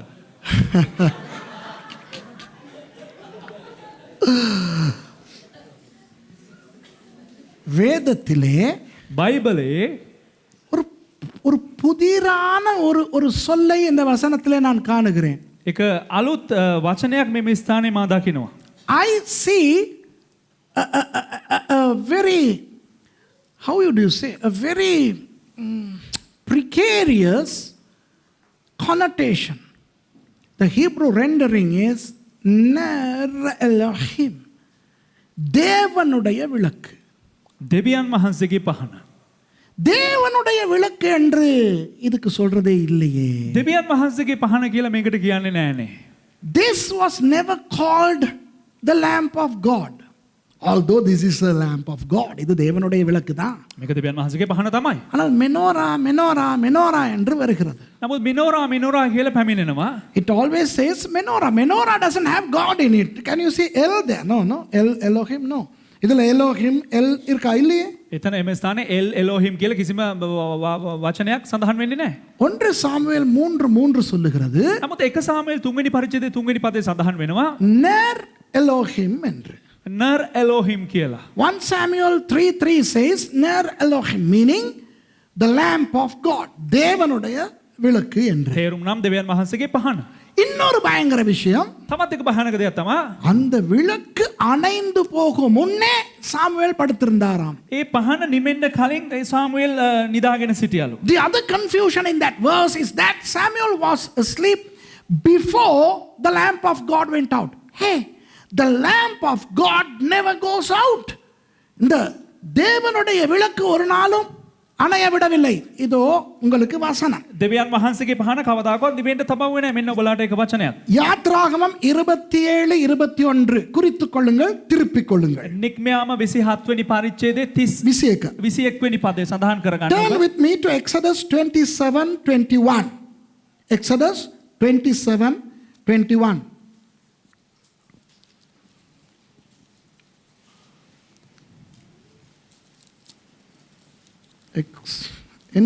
என்ன சொல்கிறேன்? Exodus 27, 21. Sorry. Read it if you got it. Yeah. In the tabernacle of the congregation without the veil, which is before the testimony, Aaron and his sons shall order it from the evening to morning before the Lord. It shall be a statute forever unto their generations on the behalf of the children of Israel. සාක්ෂි පෙට්ටිය ඉදිරියේ තිබෙන තිරිය පිටතින් සම්මුඛ වීමේ කූඩාරමෙහි ආරෝන් සහ ඔහුගේ පුත්‍රයෝ ස්වාමින් වහන්සේ ඉදිරියේ සවස පටන් උදය දක්වා ඒක පිළියෙල කර තබන්නෝය. ඒක ඊශ්‍රායෙල් පුත්‍රයන් උදෙසා ඔවුන්ගේ පරම්පරාවල පැවැත්විය යුතු නිරන්තර පහනක් වන්නේය. ஆசரிப்பு கூடாரத்தில் சாட்சி சந்நிதிக்கு முன்னிருக்கும் திரைச்சீலைக்கு வெளிப்புறமாக ஆரோனும் அவன் குமாரரும் சாயங்காலம் தொடங்கி விடியற்காலம் மட்டும் கர்த்தருடைய சன்னிதானத்தில் அந்த விளக்கை எரிய வைக்க கடவர்கள். அது இஸ்ரவேல் புத்திரருக்கு தலைமுறையாக நித்திய கட்டளை இருக்க கடவுது. கவனிங்க, திருப்பி அந்த துண்டை மட்டும் வாசிப்போம். අවධානය යොමු කරන්න ඒ කොටස පමණක් අපි කියවමු. Let's read that little section. சாயங்காலம் தொடங்கி விடியற்காலம் மட்டும் கர்த்தருடைய சன்னிதானத்திலே அந்த விளக்கை எரிய வைக்க கடவர்கள். ස්වාමින් වහන්සේ ඉදිරියේ සවස පටන් උදේ දක්වා ඒක පිළියෙල කර තබන්නෝය. From evening to morning before the Lord it shall be a statute. Hello, யாத்ராகமம் 25வது அதிகாரத்தில் இந்த விளக்கை உண்டு பண்ணின நாள் முதல் නික්මයාම 25 වෙනි පරිච්ඡේදයේ මේ පහන් රුක සාදපු දවසේ පටන් இந்த 7 விளக்குகளும் சாயங்காலம் முதல் விடியற்காலம் மட்டும் எரிந்து கொண்டே இருக்க வேண்டும். මේ පහන් හතම සවස් කාලයේ පටන් උදෑසනම දක්වා දැල්වීමෙන් පවතිය යුතුයි. From the day this menorah was constructed, the lamps, the 7 lamps should be lit from the evening to the morning. அப்போ சாமுவேல் விளக்கு அணைய முன் தூங்கிவிட்டார் என்று எப்படி சொல்ல முடியும்? விளக்கு தான் காலை வரைக்கும் அணையாதே. එසේනම් කෙසේද සාමුවේල් කියන්නේ පහන් නිවෙන්න කලින් නිදාගත්තා කියලා කියන්න පුළුවන්? මොකද උදෑසන වෙනකල් මේ පහන් නිවී යන්නේ නැහැ. How can Samuel sleep before the lamp went out? Because how can the lamp go out before it's morning? Note the other verse down. You don't have to read. இதை வாசிக்க தேவையில்லை. லேவியராகமம் 24:3. ලෙවි කතාව 24:3. 24 වෙනි පරිච්ඡේදයේ 3 වෙනි පදය. Leviticus 24:3. That is also saying that from evening to morning these lamps should be lit. இந்த விளக்குகள் சாயங்காலம் தொடங்கி விடியற்காலம் மட்டும் எரிய வேண்டும் என்று எழுதியிருக்கிறது. මේ ස්ථානයේ සඳහන් වෙනවා මේ පහන් රුක සමස් කාලයේ සිට උදෑසන දක්වා අනිවාර්යයෙන්ම දැල්විය යුතුයි යන්න. இப்ப காணுங்க, என்னைய பாருங்க எல்லாம். දැන් මාව බලන්න. அன்பானவர்களே, ප්‍රේමවන්තේනි, இந்த 7 குத்து விளக்குகளையும் මේ පහන් රුක් මේ සතම මේ පහන් பஹான் ஹதம සතම சாயங்காலத்திலே பற்ற வைத்தால் விடிய காலை வரைக்கும் எரியவே வேண்டும். සවස් කාලයේදී දල්වනු ලැබුවා නම් උදෑසන වෙනතෙක් ඒ දැල්වෙමින් පැවතිය යුතුයි. The 7 lamps should burn from the evening till morning. And these were not the candles they used. They used candles with olive oil. இந்த மாதிரி மெழுகுத்திரி அவர்களுக்கு அந்த காலத்தில் இருக்கவில்லை. මේ වගේ ඉටිපන්දම් ඔවුන්ට ඒ කාලේ තිබුණේ නැහැ. ஒலிவ எண்ணெய் போட்டு தான் அவர்கள் விளக்கு கொளுத்தினார்கள். ඔවුන් ඔලිව තෙල් දාලා තමයි ඒ පහන් දල්වනු ලැබුවේ. ஆகவே விடியற்காலை வரைக்கும் எரிவதற்கு போதிய அளவு ஒலிவ எண்ணெயை ஊற்றி வைப்பார்கள். එම නිසා උදෑසන වෙනතෙක් දැල්වෙමින් පවතින අවශ්‍ය තරම් ඔවුන් මේ තෙල් වක් කරනු ලබනවා. அதனால் தான் இது ஒரு அந்த எண்ணெய் தாங்கியாக இருக்கிறது. එම නිසා තමයි මේ ඒ තෙල් දරා ගන්නා වූ ආකාරයට තෙල් රැඳෙන්නා වූ ආකාරයට තිබෙන්නේ. From evening till morning these lamps should be lit, and that's why this area is a container of that oil. காலையிலே வரும்போது උදෑසන එන විට இந்த நடுவிலே இருக்கிறதற்கு மாத்திரம் ஒலிவ எண்ணெயை ஊற்றுவார்கள். මේ මධ්‍යස්ථව තිබෙන්නා වූ ඒ පහනට පමණක් ඔලිව තෙල් වක් කරනු ලබනවා. When the priests come and open the doors in the morning, they come and pour oil to the one in the middle. அப்போ இந்த பக்கம் உள்ள மூன்றும் அந்த பக்கம் உள்ள மூன்றும் எண்ணெய் முடியும் வரை எரிந்து அப்படியே அணைந்து போகும். එසේනම් මේ පැත්තේ තිබෙන්නා වූ ඒ පහන් තුනත් එහා පැත්තේ තිබෙන්නා වූ පහන් තුනත් ඒ කියන්නේ තෙල් හමාර වෙන විට එහෙමම නිවි යනවා. These 3 and those 3 quench once the oil is consumed. They keep on pouring oil to the one in the middle and they never let this one go off. இந்த எண்ணெயை ஊற்றி ஊற்றி இந்த நடுவிலே இருக்கிற விளக்கை மாத்திரம் பகல் நேரமும் அணைய விட மாட்டார்கள். නමුත් මේ මැදින් තිබෙනා වූ පහනට ඔවුන් තෙල් වක් කරමින් නිරතුරුවම එය දැල්වෙන්න වග බලා ගන්නවම කවදාකවත් ඒ දේ නොදැල්වී පවතින්නේ නැහැ. இதற்குத்தான் பெயர் நெர் எலோஹிம். இந்த நடுவிலே இருக்கிற இதுக்கு தான் தேவனுடைய விளக்கு என்று. ඉතින් මේ මධ්‍යස්ථව තිබෙනා වූ ඒ පහනට තමා සඳහන් කරන්නේ එම ස්ථානයේ දෙවියන් වහන්සේගේ පහන නැත්තම් නර් එලෝහිම් කියලා. This one in the middle is the one that is called Ner Elohim. The entire thing is menorah and the one in the middle is Ner Elohim. இந்த முழு விளக்கும் மெனோரா, நடுவிலே இருப்பது மாத்திரம் தேவனுடைய விளக்கு. මේ සම්පූර්ණ පහනම ඇවිල්ලා මිනෝරා නමුත් මධ්‍යස්ථව තිබෙනා වූ පහන පමණක් නර් එලෝහිම් දෙවියන් වහන්සේගේ පහන. அப்போ பகல் நேரமே இது அணையாது. ඉතින් දහවල් කාලයේදීම මේ පහන නිවෙන්නේ නැත්නම් சாமுவேல் தூங்குற போதா இது அணைய போகுது. ඉතින් සාමුවෙල් නිදා ගන්න යනකොට මේක නිවෙන්න යන්නේ. This lamp doesn't go out even during the day. And 1 Samuel 3:3 says that it was going off by the time this guy Samuel sleeps. So this is not talking about this. அப்படியானால் அந்த வசனம் இதை பற்றி பேசவில்லை. එසේනම් මේ වචනේ මේ පිළිබඳව කතා කරන්නේ නැහැ. எதை பற்றி பேசுகிறது? කොයි දේ පිළිබඳව කතා කරන්නේ? தீர்க்க தரிசனமாக අනාගත වාක්‍යයක් ලෙසින් அன்றோடு இந்த மெனோரா ஆசரிப்பு கூடாரத்திலே இருக்க போவதில்லை என்று குறிக்கிறது. එදා පටන් මේ මිනෝරා එක කූඩාරම් මණ්ඩපේ තිබෙන්න යන්නේ නැහැ කියලා අනාගත වාක්‍යයක් ලෙස පැමිණෙනවා. Prophetically, that particular menorah that was made by Moses was never going to remain in the tabernacle.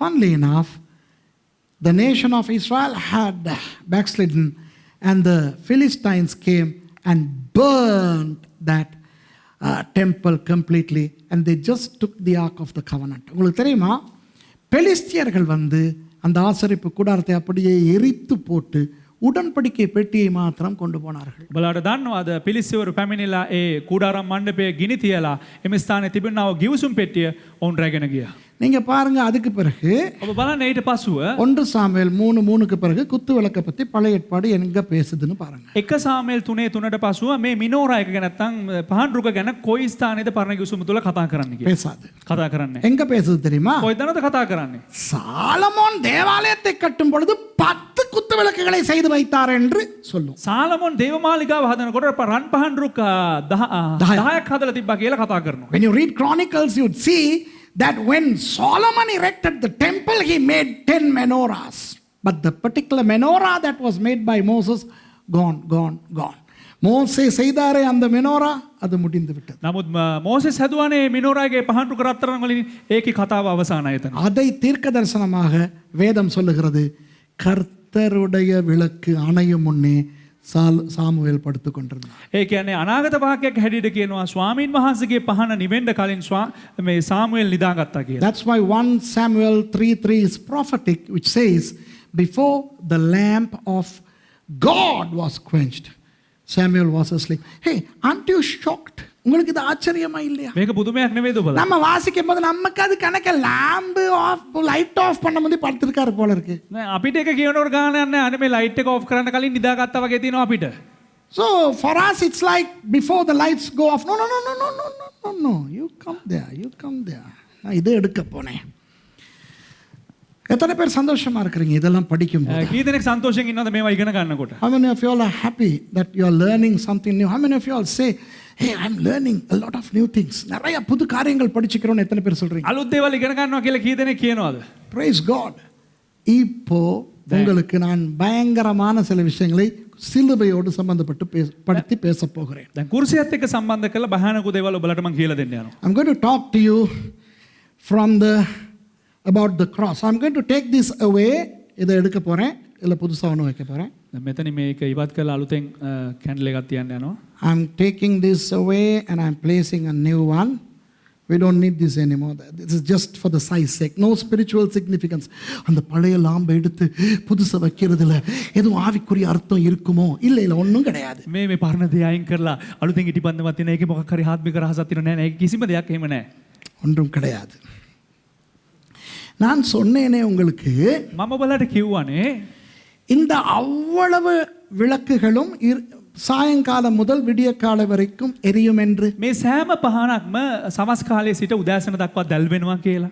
Now I told you that the 7 lamps would burn from evening to morning, but the one in the middle will keep on burning. That's the Ner Elohim. ஆனால் அந்த நடுவில் இருக்கிறது மாத்திரம் தேவனுடைய விளக்கு பகல் நேரமும் எரிந்து கொண்டிருக்கும் என்று சொன்னேனே. නමුත් මම ඔයාලට කිව්වනේ මේ මධ්‍යස්ථව තිබෙනව පහන පවණක් දහවල් කාලයේ පවා මේ දෙවියන් වහන්සේගේ පහන හැටියට නර් එලෝහිම් හැටියට දැල් වෙනවා කියලා.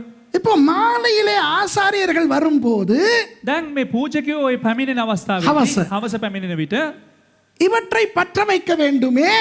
මේ පහන් දල්වන්න අවශ්‍යයිනේ. எப்படி பற்ற வைப்பார்கள்? කොහොමද මේ පහන් ටික දල්වන්නේ? Now when the priests come in the evening to light the 6 lamps, how do they light the lamp? Are they going to use a box of matches or a cigarette lighter? தீப்பெட்டி அல்லது ஒரு லைட்டரை பயன்படுத்துவாங்களா? ඔවුන් ගිනි පෙට්ටියක් හරි නැත්නම් මේ lighter එකක් භාවිතා කරන්න යනවද? இல்லை. නෑ. இதே வெளிச்சத்தை ஐயோ இந்த தெய்வம் என்ன இது? இதே வெளிச்சத்திலே இருந்து தான் பற்ற வைப்பார்கள். මේ එලි මේ දැල්ලෙන්ම තමයි අනිත් පහනුත් පත්තු කරනු ලබන්නේ. So they are going to light the 6 lamps using the one in the middle. Okay? ஒலிவ எண்ணெயை முதலிலே இந்த 6க்கும் ஊற்றுவார்கள். ප්‍රථමයෙන්ම මේ පහන් 6ට ඔලිව් ඔයිල් වක් කරනවා, ඔලිව තෙල් වක් කරනවා. First the priests would pour olive oil into the containers and they remove the Ner Elohim from its place. அதன இடத்துல இருந்து அதை வெளியே எடுப்பார்கள். ඊට පස්සේ අර දෙවියන් වහන්සේගේ පහන තියෙන තැනින් ඒ පහන එළියට ගන්නවා. நானே உலகத்துக்கு ஒளியாக இருக்கிறேன். මම ලෝකයට ආලෝකය. இயேசுவானவர். යේසුස් වහන්සේ. Jesus said, I am the light of the world. அவர் பரலோகத்தை விட்டு இறங்கி தன் இடத்தை விட்டு வெளியே வந்தார். இருளாய் இருக்கின்ற நம்மை வெளிச்சப்படுத்த. උන්වහන්සේගේ ස්ථානයෙන් එළියට පැමිණිය දෙවියන් වහන්සේ යේසුස් වහන්සේ හැටියට මන්දයත් අන්ධකාරයේ සිටින්නව අපිට ආලෝකය ලබා දෙනු පිණිස. The light, Jesus Christ, left his place in heaven and he came down to light us who are living in darkness. இதுக்கு என்ன பேர் தெரியுமா? මේකට මේකේ இந்த வேலையை செய்கிறபடியால் எபிரேய மொழியில் இதற்கு என்ன பெயர் வைத்தார்கள் தெரியுமா? මේ කාර්යය ඉෂ්ට කරන නිසා මේ පහනට පමණ මොකක්ද දන්නවද නම? Do you know the meaning, the name that they give to this Ner Elohim? This is Ner Elohim. இது தேவனுடைய விளக்கு, the light of God, the lamp of God. මේක දෙවියන් වහන්සේගේ පහන නර් එලෝහිම්. But the Ner Elohim has another deontological name. இந்த Ner Elohim தேவனுடைய விளக்குக்கு ஒரு செயல்பாட்டு பெயர் இருந்தது. මේ නර් එලෝහිම් කියනවා මේ පහනට ක්‍රියාකාරකමේ එක නාමයක් තිබෙනවා. ஷமாஷ். ஷமாஷ். ஷமாஷ். நீங்க சொல்ல தேவையில்ல. ஷமாஷ் என்றால் என்ன? ஷமாஷ் කියලා කියන්නේ කුමක්ද? அடிமை அல்லது ஊழியக்காரன். වහල්ලා නැත්නම් සේවකයා. Shamash means a slave or a servant. Jesus the master left his place in heaven and took the form of a servant or a slave according to Philippians 2. Amen. தேவனாகிய இயேசு வெளிச்சமானவர் பரலோகத்தில் தன்னுடைய இடத்தை விட்டு அடிமையின் ரூபம் எடுத்து பூமிக்கு வந்தார். பிலிப்பியர் 2ஆம் அதிகாரத்தின்படி. දෙවියන් වහන්සේ වූ යේසුස් වහන්සේ තමාගේ ඒ කියන්නේ ස්ථානය අතහැරලා මේ ලෝකයට පැමිණලා 16කුගේ වේශයක් ගත්තා පිලිප්පි 4:2 අනුව. மனுஷகுமாரன் ஊழியம் கொள்ள வராமல் ஊழியம் செய்ய வந்தார். මනුෂ්‍ය පුත්‍රයා සේවයන් ලබා ගන්න නැතුව සේවයන් කරනු පිණිස පැමිණියා. The Son of God came not to be served but to serve. இப்போ දැන් இதோ இருக்கிறதே 7. මේ දැන් තිබෙනවනේ මේ පහන් 7. 7 எபிரேய மொழியில எப்படி சொல்லுவீங்க? 7 හෙබ්‍රේව භාෂාවට අනුව කොහොමද සඳහන් වෙන්නේ? 7 lamps. How do you say 7 in Hebrew? Sheva. Sheva. அத நீங்க பயம் இல்லாம சொல்லலாம். Sheva. ෂෙවා කියලා You can say that. Sheva. Beersheba. Do you remember Beersheba? Beersheba ஞாபகம் ඔබට இருக்குதா? මතකද බේර් ෂෙවා? ஷெவா என்றால் 7, ෂෙවා කියලා කියන්නේ 7, பேர் என்றால் கிணறு. බේර් කියලා කියන්නේ ලිඳ. ஆபிரகாம் அந்த 7 கிணறுகள் சம்பந்தமாக பெயர்செபா என்று பெயர் வைத்தார். ஞாபகம் இருக்கிறதா? ආබ්‍රහම් අර ලිං 7 සම්බන්ධව බේර් ෂෙවා කියලා නම් තබනු ලැබුවා. Remember, Abraham named that place Beersheba, meaning 7 wells. But Sheva also means, the meaning of Sheva is oath. அந்த ஷெவா 7 என்ற அந்த சொல்லினுடைய அந்த அர்த்தம் என்னவென்றால் வாக்குறுதி. ෂෙවා කියන්නා වූ ඒ වචනේ අර්ථකථනය මොකක්ද දන්නවද? ගිවිසුම. வாக்குறுதி பொறந்து பொறந்துව. வாக்கு தத்தம். පොරොන්දුව. இந்த மெனோரா எதை குறிக்கிறது? මේ මෙනොරා එක මොකද්ද පෙන්눔 කරන්නේ? தேவனுடைய வாக்கு தத்தம், தேவனுடைய உடன்படிக்கையை குறிக்கிறது. දෙවියන් වහන්සේගේ පොරොන්දුව නැත්තම් දෙවියන් වහන්සේගේ ගිවිසුම පෙන්눔 කරනවා. The 7 lampstands show the oath of God, the promise of God, the covenant of God. அதான் ஷெவா. இப்போ දැන් இந்த இதை எடுத்து விட்டால் எத்தனை மிச்சப்படுது? දැන් මේ පහන ඉවතට ගත්තා නම් කීයක් ඉතුරු වෙනවද? When you take the shamash off, how many are left? 6. 6. 6ක් ඉතුරු වෙනවා. 6 எபிரேய மொழியில் எப்படி சொல்லுவீங்க? 6ක් හෙබ්‍රෙව් භාෂාවෙන් කොහොමද? 6 හෙබ්‍රෙව් භාෂාවෙන් කොහොමද කියන්නේ? ஷெஷ். ෂෙෂ්. 6 என்றால் ஷெஷ். எழுத்து ஷீன் ஷீன். ஐயோ இந்த ஷமாஷ் அப்புறம் ஷெஷ் ஷெவா இதுல வர்ற ஷீனை பத்தி பேசுறதாலே ஒரு 3 மாசம் பேசலாம் எனக்கு. කියන්නේ මේ දැන් ඔය ෂමාෂ් එකේ එන ෂීන් එක, ෂෙෂ් එකේ එන ෂීන් දෙක, ෂෙවා එකේ එන ෂීන් එක ඕවා ගැන කතා කරොත් මට තව මාස 3ක් කතා කරන්න පුළුවන්. I can talk 3 more months on the sheens that are in Shamash and Shesh and Sheva. Anyway, let's concentrate only on the cross. சிலுவை பத்தி மாத்திரம் கான்சென்ட்ரேட் பண்ணு பாபு. කුරුසේ ගැන පමණක් මෙනෙහි කරපන් බාබු. இதை எடுத்து விட்டால் ஆரம்பிக்கப்படுகிறது ஷெஷ். එළියට ගත්තා නම් මේ පහන 6ක් ඉතුරු වෙනවා ෂෙෂ්. 6 are left once we take the shamash out. 6 என்பது மனிதனை குறிக்கும். 6 කියලා කියන්නේ මනුෂ්‍යව සංකේතවත් කරනවා. 6 denotes God and the 6th letter we know is waw, which means nail. 6 குறிக்கின்ற எபிரேய எழுத்து waw, அது ஆணியை குறிக்கும். ඒ කියන්නේ 6 කියනවා ඒ හෙබ්‍රෙව් අකුර, ඒ කියන්නේ වව් කියලා කියනවා. එය ඇණය සංකේතවත් කරනවා. ஆனால் ஷெஷ் என்ற அந்த சொல்லின் அர்த்தம் என்ன தெரியுமா? දැන් ෂෙෂ් කියනවා වචනේ අර්ථය කුමක්ද දන්නවද? சந்தோஷம். සන්තෝෂය. Do you know the meaning of the word shesh? Rejoicing. ஆண்டவர் மனிதனை ஏன் உண்டாக்கினார்? දෙවියන් වහන්සේ මනුෂ්‍යව ඇයි මවනු ලැබුවේ? அவருடைய சந்தோஷத்துக்காக. அப்படிதானே பைபிள் சொல்லுது. උන්වහන්සේගේ සන්තෝෂය උදෙසා. එහෙමනේ බයිබලයේ කියන්නේ. It was for his own pleasure that he created man. That's what the Bible says. But man, by falling into sin, caused God to be sad.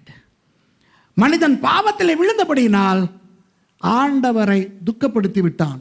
මනුෂ්‍යයා පාපයට වැටුණු නිසා දෙවියන් වහන්සේව දුකට පත් කරනු ලැබුවා. ஆமாவா இல்லையா? හවුද නැද්ද?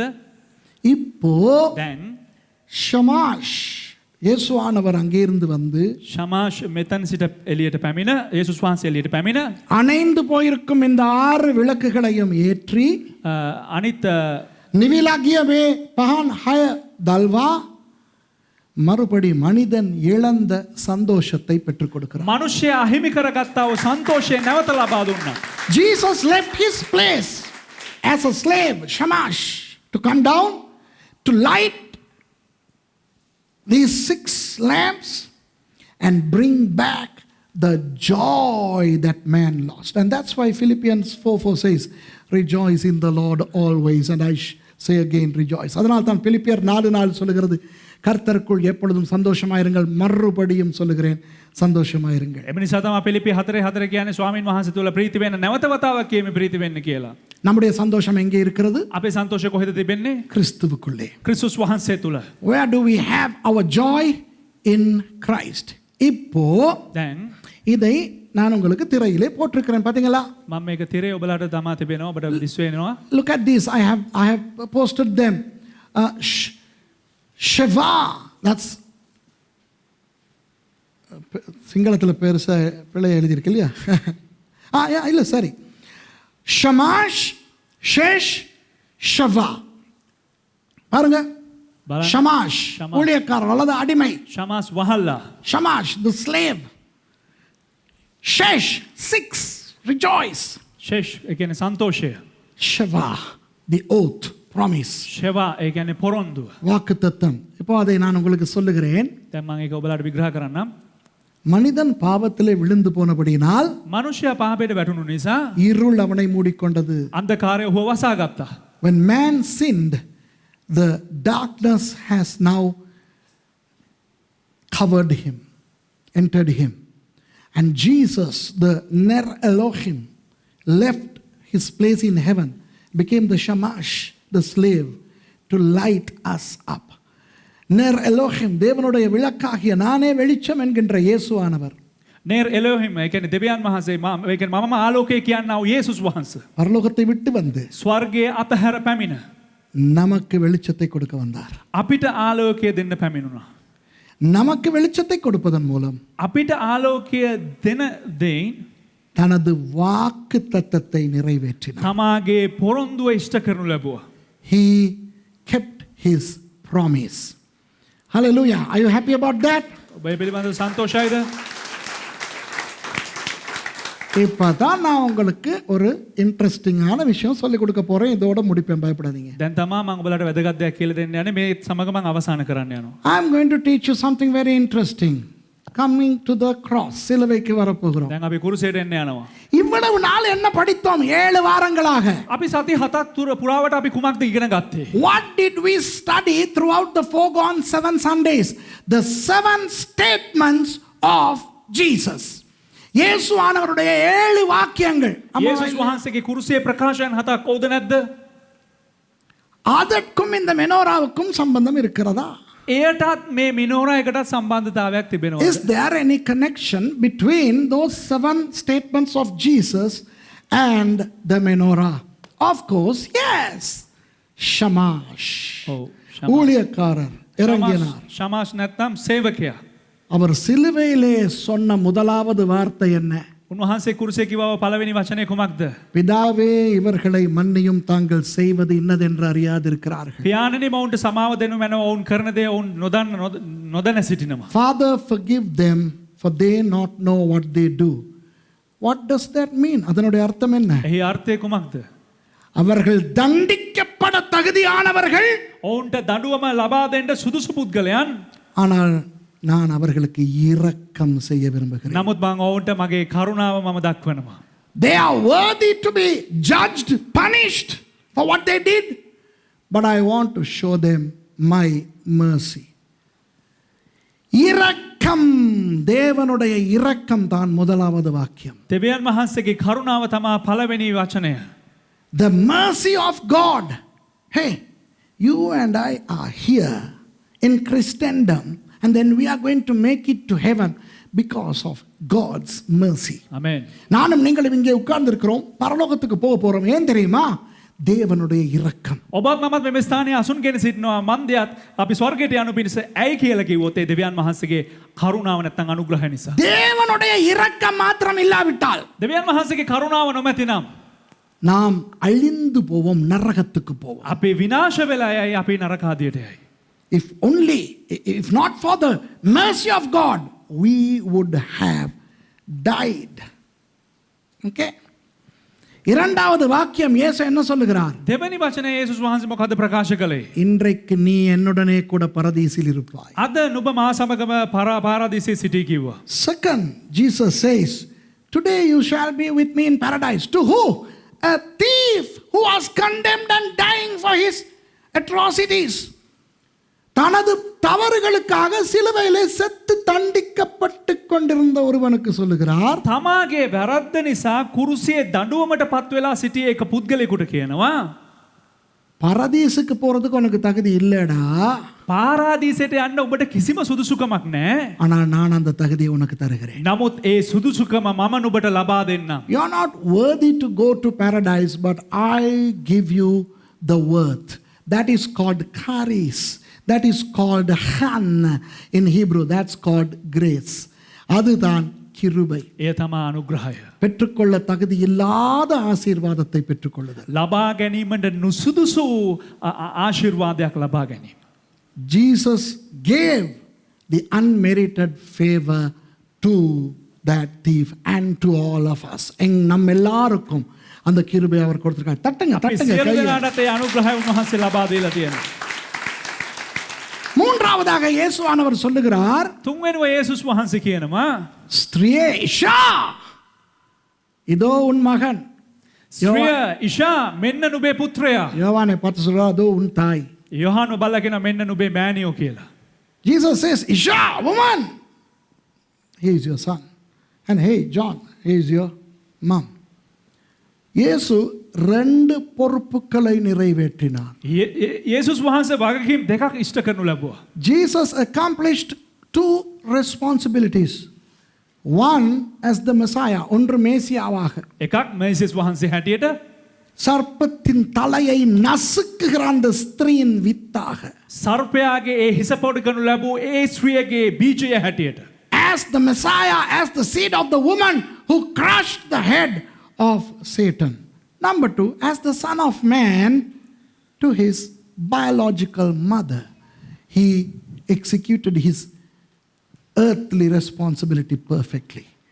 அடுத்து அவர் யாருடைய வயிற்றிலிருந்து வந்தாரோ அந்த அம்மாவுக்கான இந்த உலக பொறுப்பையும் அவர் அழகாக செய்து முடித்தார். දෙවනුව තමාගේ මෑණියන්ට ඒ කියන්නේ ලෝකයේ සිටින දරුවෙක් හැටියට තමාගේ මෑණියන්ට ඉෂ්ට කරන්න ඕන වගකීම ඔහු මනුෂ්‍ය පුත්‍රයෙක් හැටියට මිනිසෙක් හැටියට ඉෂ්ට කරනු ලැබුවා.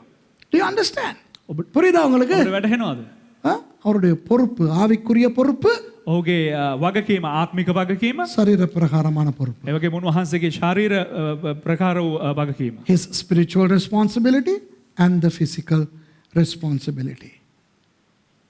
அப்போ இந்த உலகத்தின் கடமைகளை முடித்து விட்டவர் දැන් මේ ලෝකේ වගකීම හමාර කරපු තැනන් වහන්සේ தனது இடத்தை பார்க்க அடுத்து இந்த இடத்துக்கு வருகிறார். තමාගේ ස්ථානයට පැමිණෙනවා. அங்கே அவர் இல்லை. එම ස්ථානයේ උන්වහන්සේ නැහැ. தான் இருக்க வேண்டிய இடத்துல இல்லை. තමා ඉන්න ඕන ස්ථානයේ උන්වහන්සේ නැහැ. After lighting the three first candles, he comes to the fourth and he looks at himself saying, I am not there. நான் அங்க இல்லை. ஐயோ, நான் அங்க இல்லை. උන්වහන්සේ කියනවා කියන්නේ මම ඉන්න ඕන ස්ථානයේ මම නැහැ කියලා. Eloi, Eloi, lama sabachthani. என் தேவனே ஏன் என்னை கைவிட்டீர்? ඇයි දෙවියනේ මාව අත්හැරියේ? ஆகவே அதை தாண்டி அவர் இந்த இடத்துக்கு வந்து ඒ சொல்லுகிறார். නිසා ඒ පසු කළ උන්වහන්සේ පස්වෙනි ස්ථානයට පැමිණෙනවා. இந்த இடத்துக்கு ஹතරවෙனி ஸ்தானம்.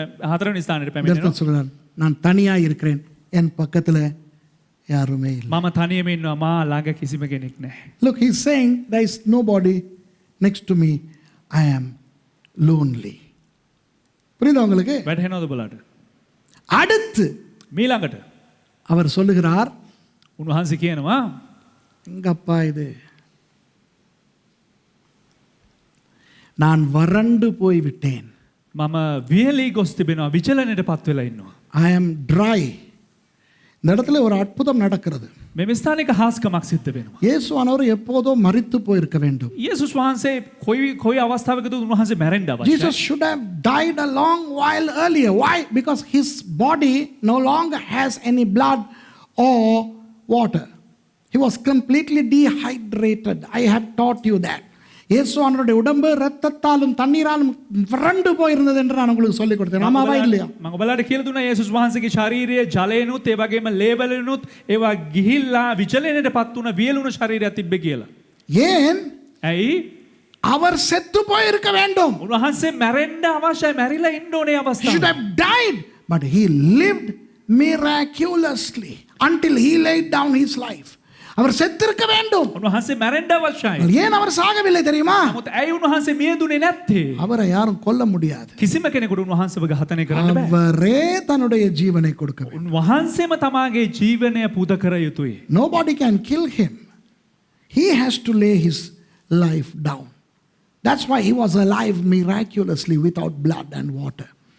தானே தனது ஜீவனை கொடுக்கும் வரை அவரை எவ்வளவு கொல்ல முடியாது. තමා තමාගේ ජීවනය ප්‍රදානය කරන තෙක් කිසිම කෙනෙකුට උන්වහන්සේව ඝාතනය කරන්න බෑ. அதனால் தான் அவர் சொல்லுகிறார், அவர் அற்புதத்திலே அவர் வாழுகிறார். එම නිසා තමා උන්වහන්සේ හාස්කමකින් ජීවත් වෙන්නේ. தானே ஜீவனை கொடுக்கும் வரை. තමාම ජීවිතය ප්‍රදානය කරන තෙක්. அதனால் அவர் தான் வறண்டு போயிருக்கிறதாக சொல்லுகிறார். එම නිසා තමා උන්වහන්සේ කියන්නේ උන්වහන්සේ වේලී ගොස් තිබෙනවා කියලා. இப்ப இவர் இதை பத்த வைக்கிறார். ඊට පස්සේ උන්වහන්සේ මෙය දල්වනු ලබනවා. முடிந்தது, අවසానයි. finished, tetelestai. அவர் ஷமாஷாக இறங்கி வந்த அந்த வேலை முடிந்தது. උන්වහන්සේ ශමාස් හැටියට බැහැලා ආවා ඒ කාරණය තීන්දුවනේය. ටිටලෙස්ටයි. Now he has completed the task of why he came down. With that, all the 6 lamps are up and alive. அந்த அணைந்து போயிருந்த 6 விளக்குகளும் இப்போ எரிந்து கொண்டிருக்கின்றன. දැන් ඒ නිවි තිබුණා වූ ඒ පහන් 6ම දැන් දැල්වෙමින් පවතිනවා. இவ்வளவும் நடந்தது எங்கே?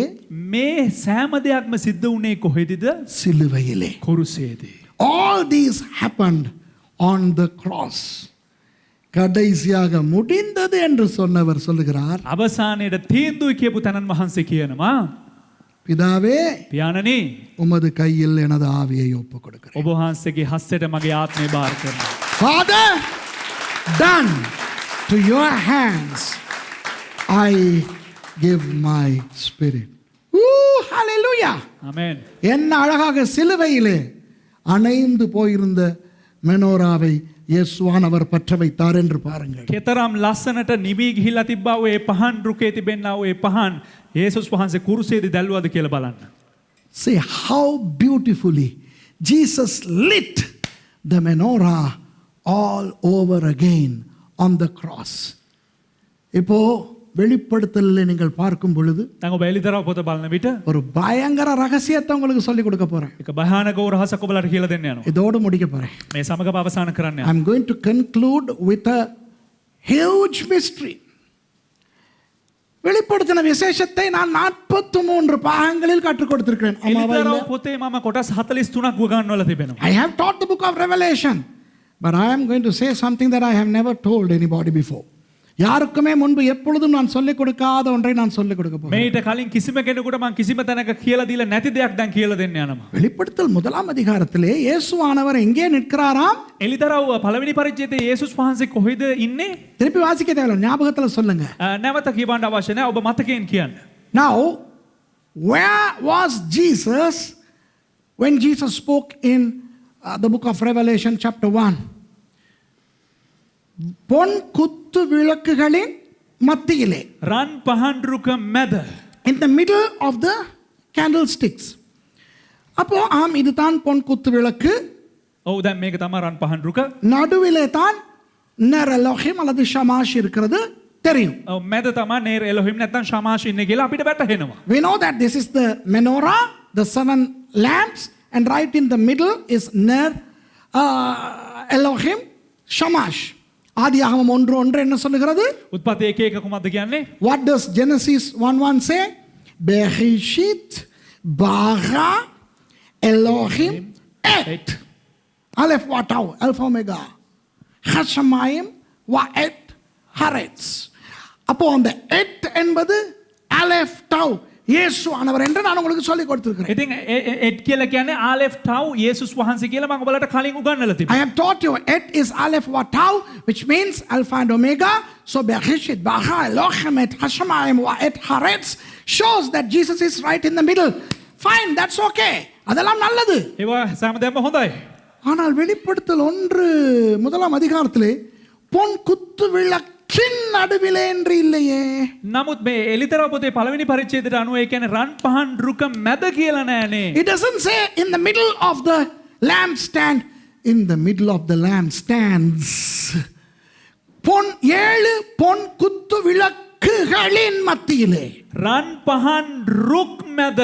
ஆஹா, அப்படின்னா එහෙමනම් ஒரு மெனோரா அல்ல, එක පහන් රුකක් නොවේ. 7 மெனோரா வட்டமாக வைக்கப்பட்டு நடுவிலே இயேசுவானவர் நின்று கொண்டார். රන් පහන් රුක් හතක් තියලා ඒ පහන් රුක් හත මැද යේසුස් වහන්සේ ඉන්න අවශ්‍යයි. In Revelation 1, when John saw Jesus, Jesus was not just the Et or the Ner Elohim or the Shamash in the middle, but he was also right in the middle of 7 golden lampstands, making 49 lamps. அப்படியானால் 49 விளக்குகள். එහෙමනම් පහන් 49ක්. 49 பற்றி பேசுறதா தான் இன்னொரு 6 மாசம் நான் ඒ பேசுறேன். කියන්නේ 49 ගැන කතා කරනවා මට තව මාස 6ක් ඕන. 49 என்றால் 49 කියලා කියන්නේ 7 தர 7. 7 වැඩි කිරීම 7. 49 means 7 multiplied by 7. After the Pesach, you have to leave 7 Shabbats for the Shavuot or the Pentecost. பஸ்காவுக்கு பிறகு පාස්කුවට පසුව 7 ஷபத்துகளை நீங்கள் விட வேண்டும். 7 ஏழுக்களை விட்டு 49 முடிந்து 50வது நாள் தான் සබත් பெந்தெகோஸ்ட். සබත් 7ක් අතහැරලා ඒ කියන්නේ ඒකෙන් සබත් දවස් 7ක් කරලා 49 වෙනි දවස එනකොට 49 වෙනි දවසට 5 වෙනි දවස 50 වෙනි දවස කියලා කියන්නේ පෙන්තකොස්ත දවස. தானியேல் கண்ட தரிசனத்திலே දානියෙල් දැකපු දර්ශනේ 70 வாரங்கள் සති 70ක්. சதி ஹதக். සති 7ක්. Sorry, சதி ஹத்தேவா. 70 weeks in Daniel chapter 9. 70 multiplied by 7, 490 years. அப்ப 70 தர 70 490 49. 70 වැඩි කිරීම 7න් 490ක්. ஆண்டவரே, எத்தனை தடவை நான் மன்னிக்க வேண்டும்? பேதுரு கேட்கிறாரு. සමහරක් අහනවා ස්වාමීනි பேத்ருஸ். පේතෘස් අහනවා මම කොපමණ වතාවක් සමාව දිය යුතුයිද? Peter comes to Jesus, Master, how many times should I forgive? 7 times? 7 தடவையா? 7 වතාවක්ද? Jesus says 7 times 70. 7 இல்ல 7 70 தடவை. යේසුස් වහන්සේ කියනවා ඒ කියන්නේ 70 අනේ මන් දන්නේ නැහැ කොහොම හරි කියන්නේ 490ක් එන්න උනේ. இப்ப விளங்குதா உங்களுக்கு? ඔබට වැටහෙනවද? 49க்குள்ள என்னமோ இருக்கு இல்ல? දැන් මේ 49 තුල කුමක්දෝ තියෙනව නේද? There is something within 49. I am not going to teach you that. அத நான் படிச்சு கொடுக்க போறதில்லை. ඒ දේ මම උගන්වන්න යන්නේ නැහැ. ஆனால் இன்றைக்கு பார்த்த பாடத்திலே என்ன காணுகிறோம்? නමුත් අපි අද ඉගෙන ගත්ත දේ තුල අපි කුමක්ද දකින්නේ? What do we see in what we learned today? The cross and the menorah are interlinked. Prophetic, glory to God. இந்த சிலுவையும் மெனோராவும் குத்துவிளக்கும் சிலுவையும் ஒன்றோடு ஒன்று சம்பந்தப்பட்டிருக்கிறது. දැන් මේ කුර්සිය සහ පහන් රුක එකට එක්ව සම්බන්ධ වෙලා තිබෙනවා. எவ்வளவு அழகாக சிலுவை பற்றின தீர்க்க தரிசனத்தை இயேசுவானவர் சொன்னார். කෙතරම් දුරට ඒ කියන්නේ යේසුස් වහන්සේ කුර්සියේ ඉඳලා ඒ කියන්නේ අනාගත වාක්‍යයෙන් කිව්වද? How beautifully prophetic the menorah is about the cross. And who thought that the 7 statements of Jesus had to do with these 7 lamps? இயேசுவானவர் முடிந்த அந்த 7 வாக்கியங்களுக்கும் இந்த விளக்குகளுக்கும் சம்பந்தம் இருக்குன்னு யாரையா நினைச்சா? කවුද හිතුවේ යේසුස් වහන්සේ කුර්සියේ ප්‍රකාශ කරපු ඒ කාරණා 7ට මේ පහන් රුක සම්බන්ධ වෙයි කියලා? நீதிமொழிகள் 25. හිතෝපදේශය 25. Proverbs chapter 25. எசேக்கியாவின் மனுஷர் சாலமோனுடைய நீதிமொழிகளை பெயர்த்து எழுதுகிறார்கள். හෙසේකියාගේ මනුෂ්‍යයා කියන්නේ සාලමෝන්ගේ හිතෝපදේශයන් ලියනවා. හෙසේකියා රජතුමාගේ මනුෂ්‍යයින් සාලමෝන්ගේ සමහරව ලියනවා. The people, the scholars of King Hezekiah were writing those Solomon's proverbs. காரியத்தை மறைப்பது தேவனுக்கு மேன்மை, காரியத்தை ஆராய்வது ராஜாக்களுக்கு மேன்மை. කාරණාවන් සගවා තැබීම දෙවියන් වහන්සේගේ කාරණාවක්. ඒවා සොයා ඒවා උඩට ගැනීම දෙවියන් වහන්සේට එක මහිමයක්. රජවරුන්ට It is මහිමයක්. the glory of God to conceal paradoxes and glory of kings to unearth them. We are kings and priests in the kingdom. நாம் தேவனுடைய ராஜ்யத்திலே ராஜாக்களும் ஆசாரியர்களுமாய் දෙවියන් இருக்கிறோம். වහන්සේගේ රාජ්‍යයේ රජවරුනුත් ඒ වගේම පූජකනුත් වශයෙන් සිටිනවා. ஆகவே வருகிற வெள்ளிக்கிழமை இயேசுவானவர் சிலுவையிலே சாதித்த இந்த சாதனையை நாம் சந்தோஷத்தோட நினைவு கூறுவோம். ඉතින් මේ යේසුස් වහන්සේ ලබන ඉරුදින යේසුස් වහන්සේ කුරුසේ කරාවා වූ මහත් වූ කාර්ය පිළිබඳව අපි බලන්න යනවා. So next Friday, let's remember what Jesus achieved on the cross as we celebrate Good Friday. We are not going to be sad. We are not going to be Lenti. You know, Lenti, you don't eat meat or anything. Let's have fun. நாங்க வந்து லெந்துன்னு சொல்லி ஒப்பாரி வச்சுக்கிட்டு இருக்க போறது இல்ல. අපි ලෙන් දවස් කියලා අපි විලාප දෙන්න යන්නේ නැහැ. நாங்க என்ஜாய் பண்ண போறோம். අපි හොඳට සමරන්න යනවා. நாளண்டைக்கு நான் பாபக்யூ திங்க போறேன் ராத்திரி. අනිද්දා මම රෑ බාබකියු දාන්න යනවා. ஆமா, ஏன்னா யாருடைய பர்த்டே. ඒ කියන්නේ මගේ බර්ත්ඩේ එක.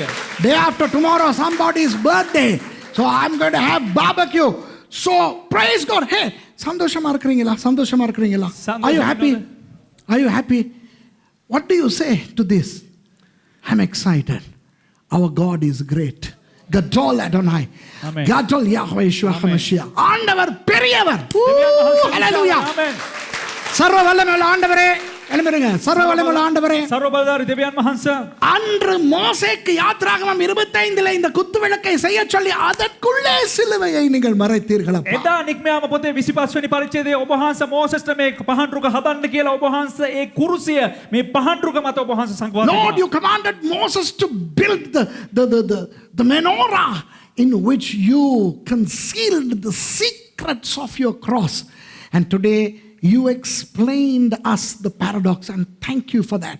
ஆண்டவரே, இன்று அந்த மறை பொருட்களை எங்களுக்கு விளங்கப்படுத்தினதுக்காக உங்களுக்கு நன்றி. ස්වාමීන් වහන්සේ එහි තිබෙනා වූ අන්තර්ගත වූ අභිරහස අපිට විග්‍රහ කරපු නිසාත් එලිදරව් කරපු නිසාත් අපි වහන්සේට ස්තුතිවන්ත වෙනවා. அணைந்து போயிருந்த எங்களுடைய வாழ்க்கைகளை இயேசுவானவரே நீங்கள் ஒளிமயமாக்கி விட்டீர்கள், அதற்காக உங்களுக்கு நன்றி. නිවි ගැසින් තිබුණා වූ අපේ ජීවිතයේ සමහරක් දේවල් ඔබ වහන්සේ නැවත වතාවක් ආලෝකමත් කරපු නිසා ස්තුතිවන්ත වෙනවා. Thank you, Lord, for lightening us yet again and allowing us to share your light. Lord, you said, I am the light of the world. நீங்கள் சொன்னீர்கள், நானே உலகத்துக்கு ஒளியாக இருக்கிறேன். ඔබ වහන්සේ කියනවා මම ලෝකයට ආලෝකයේ සිටිනවා කියලා. ஆனால் நீங்கள் பரத்திலிருந்து இறங்கி வந்து ස්වාමීන් වහන්සේ ස්වර්ගයෙන් බැස ඇවිත් எங்களையும் எரியச் செய்து අපිවත් ආලෝකමත් කොට நீங்கள் உலகத்துக்கு ஒளியாக இருக்கிறீர்கள் என்று சொன்னீர்களே. ඔබ වහන්සේ ලෝකයට ආලෝකයේ සිටිනවා කියලා කිව්වා. You left your place in heaven, you became the Shamash, and you lit us up and you said, you are the light of the world. Thank you, Lord. Thank you. நன்றி நன்றி நன்றி. ස්තුති ස්වාමීනි.